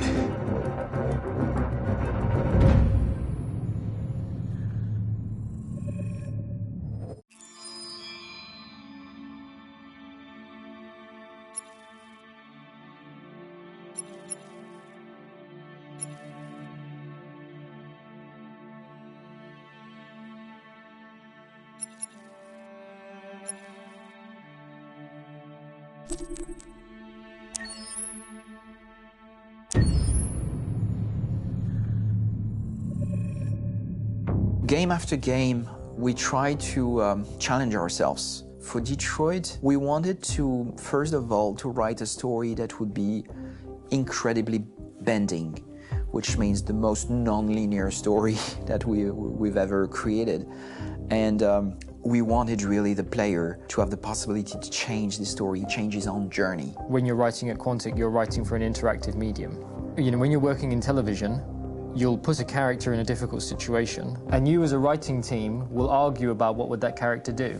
But ultimately, you have to decide what happens, and you just show the audience. What's interesting about interactive drama is you bring the player into that conversation, and it changes your job slightly as a writer, because your job is to provide a narrative context in which the player can write his own story. You're giving him this kind of narrative Lego that he's going to snap together into his own shape. You also have the ability to make your audience attach themselves to your characters, because the audience is in some sense responsible for what happens to the characters. It's just a few cans. Come on, let's go. We have some cash now. You used me to steal that money. How could you do that? I trusted you. What is a bit specific about these scripts is how large they are. If you take a film script, there are about 100 pages. But here we have to deal with a script that is between 4,000 and 5,000 pages. Everything becomes bigger because we don't just tell one story, but we tell all the possible stories that can be told within this narrative space. On Act 3, our final act, we have around 1,000 different scenarios. And every one of those scenarios has to be as interesting, as passionate, as strong, and as emotional for the player. We want every action that the player does, every interaction that is available to serve in telling the story, and help the player understand who his character is, and build that character moment to moment.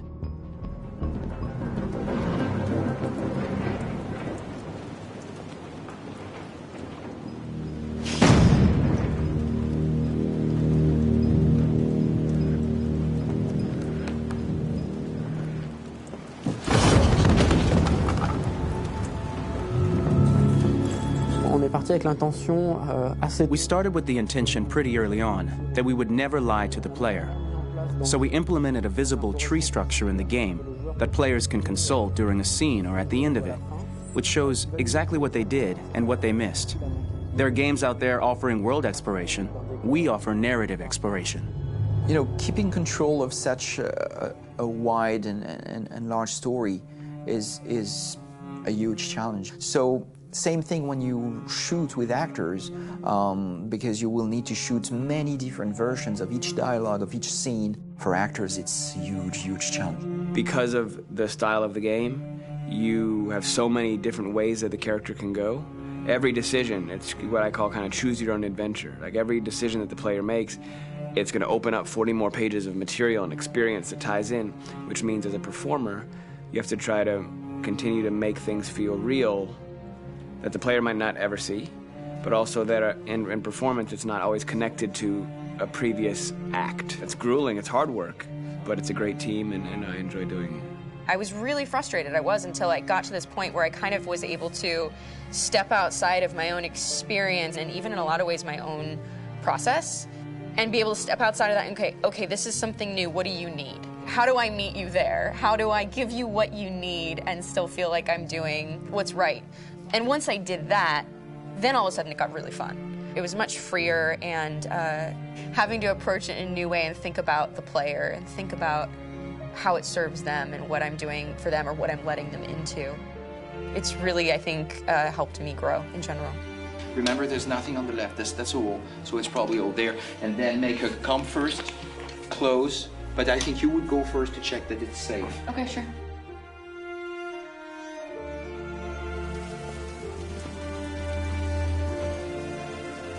The most enjoyable thing about working in performance capture on this kind of project is that if I shot a film, I would get to do one of these endings. I get to do so many different things as Connor. Your head goes all over the place because you're trying to keep track of basically 4 different storylines for each different response. What's the name of my dog? Buddy? Scout. I think it's Jack. I can't remember.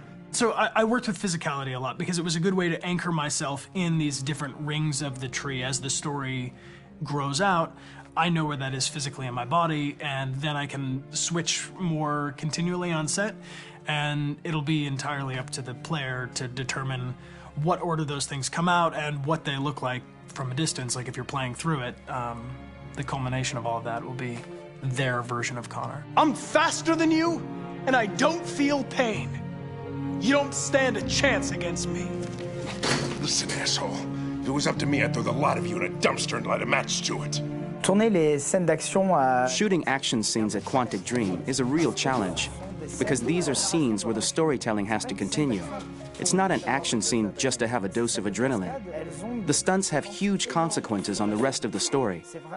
It's really a moment where we implicate the player and tell him that the choices he makes during an action scene will have a direct impact on the evolution of his story. My biggest challenge on Detroit has been managing the large number of animations that we received from motion capture. Detroit features more than 37,000 animations, which is a huge amount to handle on a daily basis. You have to realize that the player, in his first playthrough, will miss certain scenes. This also means that we had to think of, conceive, and produce all the potential story paths. The character's costumes, the places, day or night, the weather. Did the character get shot in the shoulder? Did he get injured? All this consistency forced us to produce a lot of graphic assets in order to, quite simply, allow the player to have true continuity throughout the story. Honestly, we were even surprised by the challenges that come with such a big tree structure, and we did our best to guarantee quality across all the game and make sure that whatever path you choose within this narrative space, you will have an equally good experience.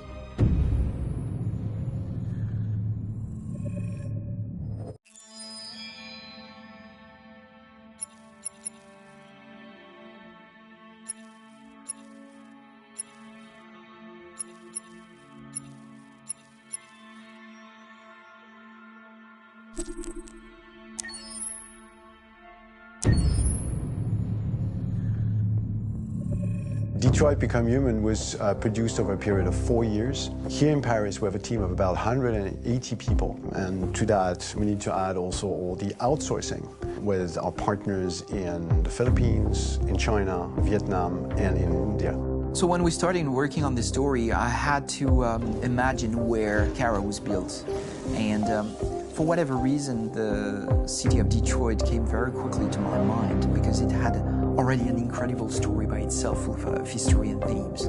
So we traveled there with the team, and we were really moved by what we saw, and we could really feel the desire to fight and really be born again. And we just continued this curve, this growth, and just imagine what Detroit would be like if the Android industry was, using these huge factories to build androids there. A very strong element in Detroit is that there's a lot of industrial wasteland and a lot of nature too, and for us, the graphic designers, it was an incredible playground. The destroyed zones which we wanted to preserve, we appropriated them to turn into something else. Then in the areas that needed to be rebuilt, we were able to imagine our Detroit of the future. We didn't want to make a science fiction universe, but a world of anticipation.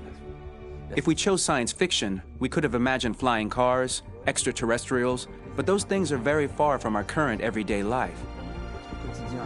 Anticipation is more about gleaning from our contemporary reality, the one we know, because Detroit is set in 2038, and 2038 is tomorrow. The difficulty we had was sticking to reality. That is to say, technology becoming more and more invisible, a lot more elegant, and at the same time, making it visual. So all the computer equipment, autonomous cars, we simply had to invent. They are in fact very technological objects, but at the same time remain very credible and ingrained in reality.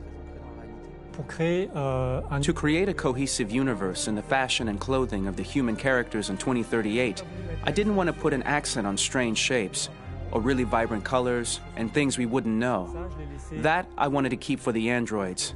The goal was to create something familiar which we can identify with in this future setting. Working on the artistic direction for the androids was a bit special because this is a project about the place they could occupy in the human world. It was out of the question for them to be too beautiful or too perfect. They had to correspond to every social class, rich and poor.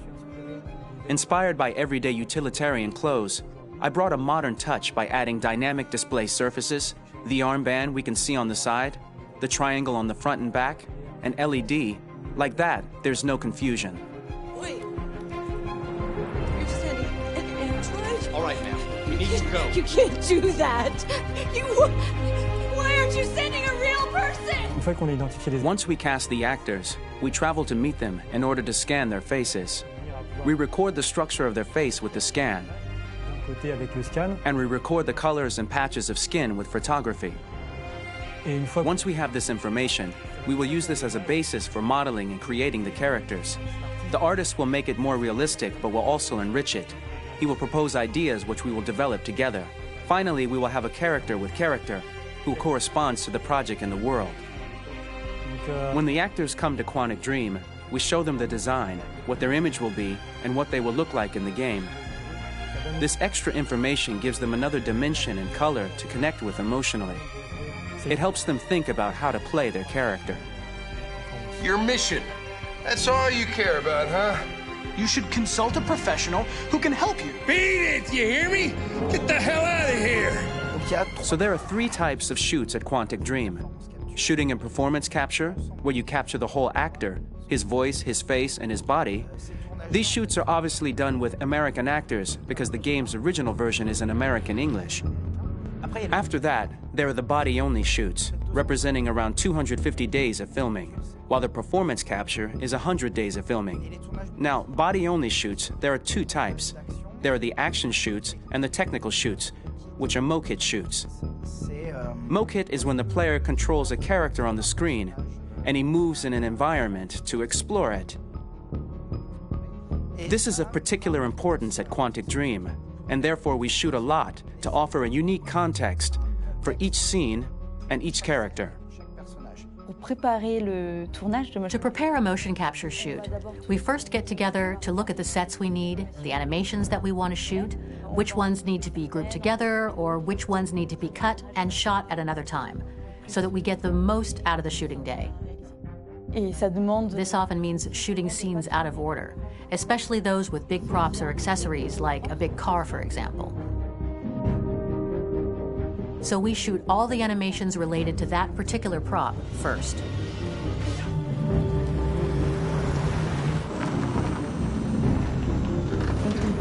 The biggest challenge for the mocap team was shooting a Spider-Man mo-kit. We had to build a wall and attach an actor to a harness with cables so we could pull him up and render him climbing. The shooting on this game total took about, I would say, more than a year, maybe 1 and 2 years, with about 300 actors on set, so it's quite a massive production. But so much happened on this set, between the stunts and the shootings with a little girl and all these great actors that we had. It was really a very, very memorable journey for the team and for myself. Today, Detroit has over 37,000 animations.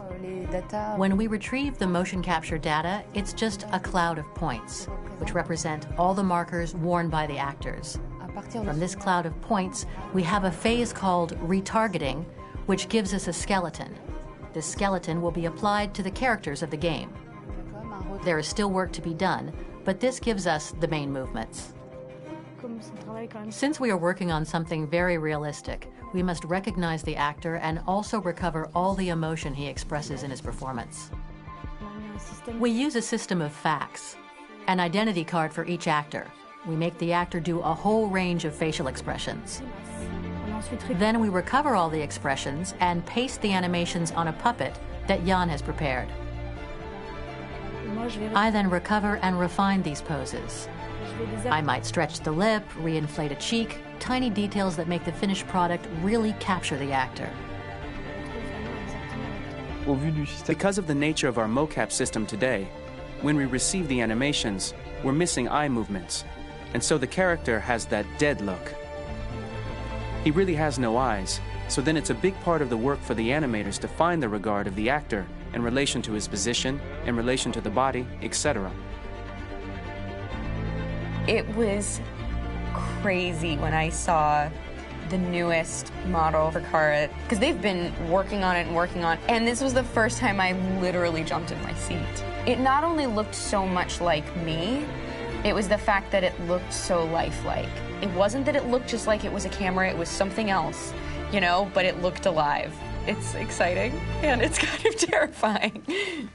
Game after game, we learned the rules of optics and filming, and our goal with Detroit Become Human was to have cameras that would actually emulate the optics of a real physical camera. So basically dealing with real-world imperfections was our main task, and just to make cameras look as real as we can. Once the animations are shot and processed by the animation department, integrated and polished, we film them. That is to say, we really do a mise en scène, as in cinema. The real difficulty of our job is to know if these cameras are telling us something. Are they in the emotion of the scene? Do they describe exactly what the action must convey, what must be felt? The most important challenge for me was one of the final scenes where Marcus decides to start the revolution and go to the battlefield. Very quickly, we imagined this to be a huge sequence shot.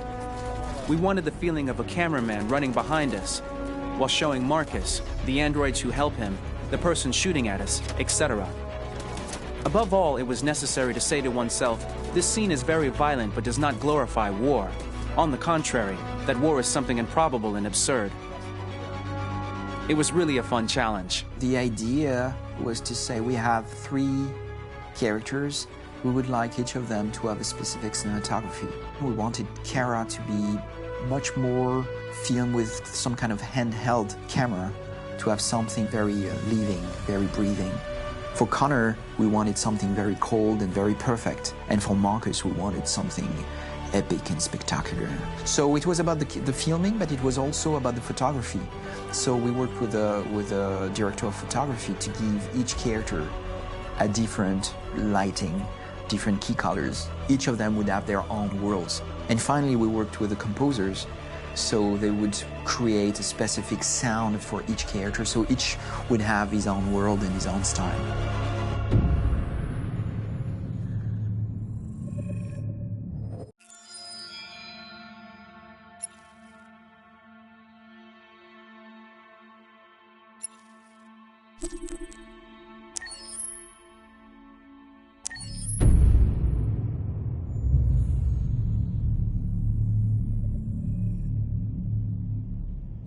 じゃあまずは名前を教えて。クロエよ。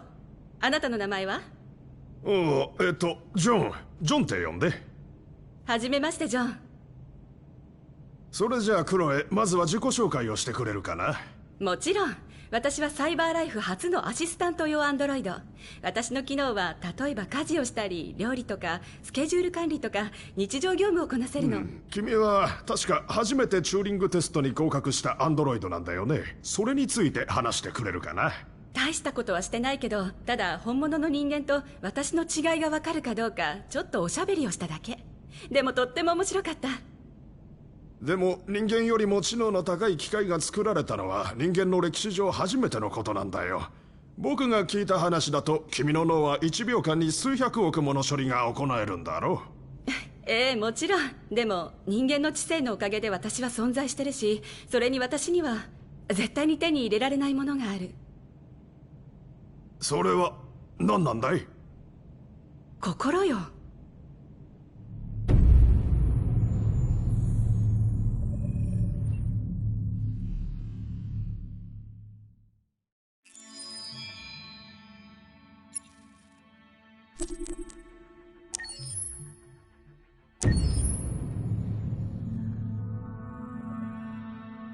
Pour la bande originale du jeu, on a essayé d'être... For the soundtrack of the game, we tried to be very close to what is done in film.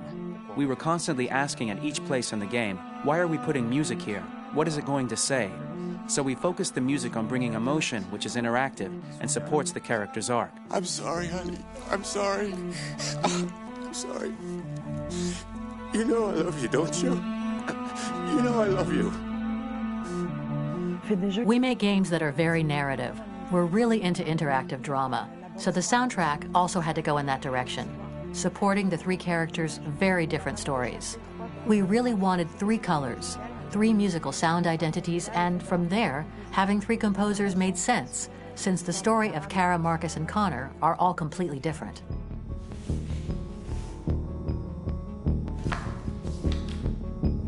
You recognize him?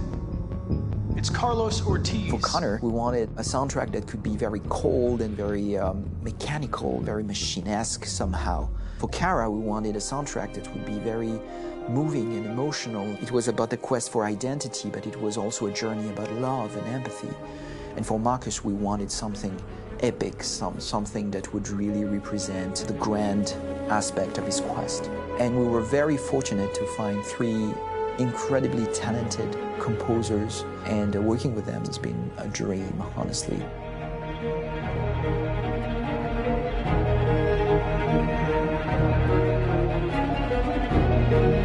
My name's Philip Shepherd, and I'm a composer and a cellist and a producer, and today we're at Abbey Road Studio One, which is my favourite studio in the world, and today we're recording the soundtrack for Kara from Become Human.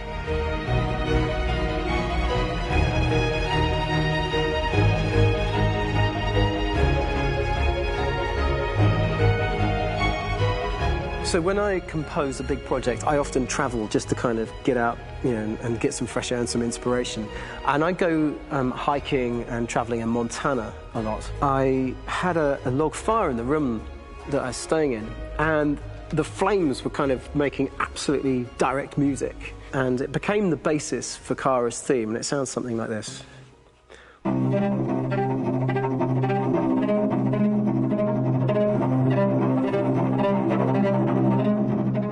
Now, over the top of that, I found a little theme that just seemed to fit over the top, which is taking Kara's name, Kara, and just using like a two-syllable motif, and it sounds like this. We're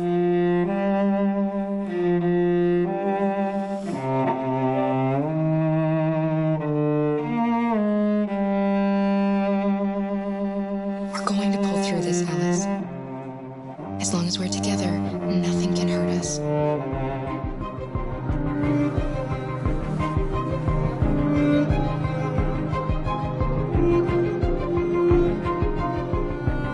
And all the time that's fitting over.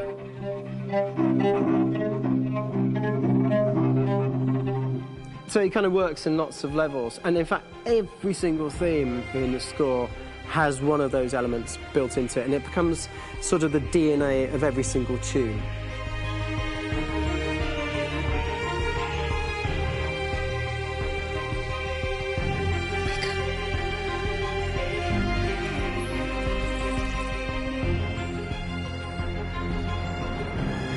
For me, writing this theme for Kara, I actually had to tap into what it feels like to be a father to daughters. I really had to tap into everything I feel about my daughters and thinking, well, if I had to write music for them and that sense of trying to protect them but also give them the freedom, that's totally where it came from. Because each composer has been given the sort of narrative responsibility for very different characters, I haven't had to sort of go into other styles. I can actually be very loyal to this particular character and sort of hopefully encapsulate her. But it means also I've suddenly become very connected to this character. And if for some reason it goes to game over early, I'm going to be mortified, you know? They're over there! Starting a new project, for me personally, it's always finding the right tone, finding the right color, I like to call it. For me, it's finding that right texture that actually sits against picture really well. One of the biggest things is I created custom instruments for Connor.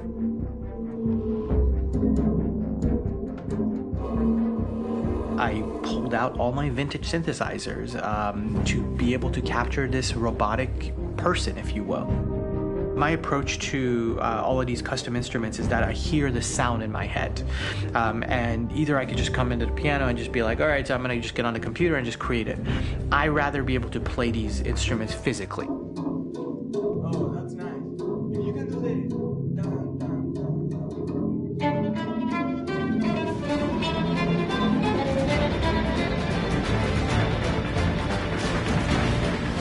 As soon as you see Connor the first time, there is a really interesting thematic idea that you hear, and that's just made out of a Moog synthesizer, but completely manipulated in multiple ways. And it's robotic. It has a little bit of an emotional to it. He's on his mission, so you feel that as well. So it just kind of gives you that cold, motionless, with a mission in hand that you kind of feel throughout the whole thing.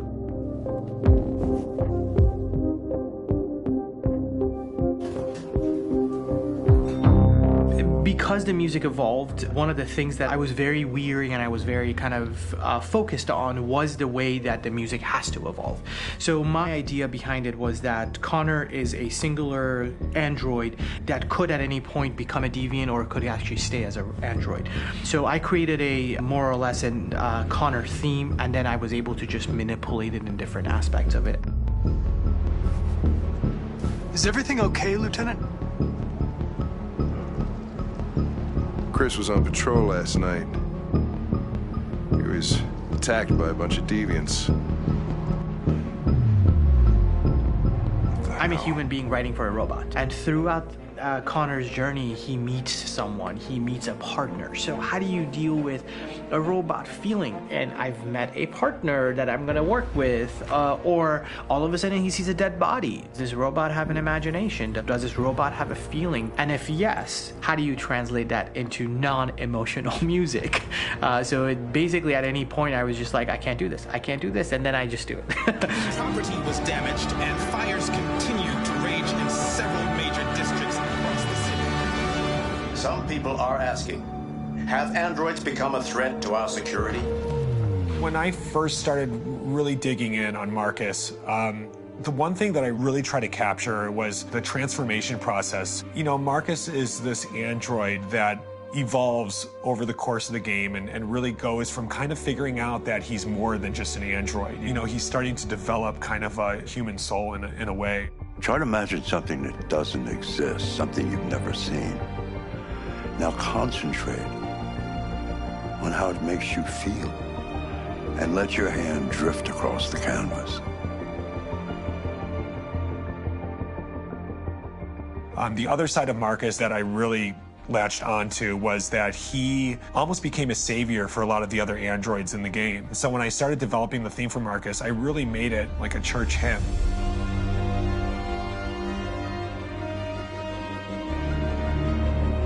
I wanted it to be very simple. I wanted to make it a chordal melody. I really wanted to make it almost like a Bach hymn. The tough thing with that is it had to be recognizable. If I made it too complex from a harmonic standpoint, it would be hard, I think, for people to kind of pick it out and recognize it. is very acoustic derived, but it's also been treated with a lot of effects and things to kind of put it into the space that I felt the sound should be in.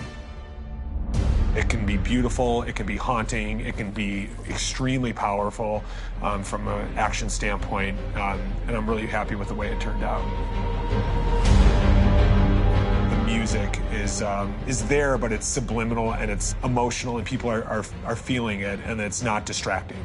And that's tricky with a game like this, where you have to have a lot of ins and outs like that, where the music kind of has to get in and out of these moments. This is a war we're fighting with the humans. If we fail, they'll destroy us. I think the game's been put together so well, where I just wanted to make sure that I wasn't ruining the emotion.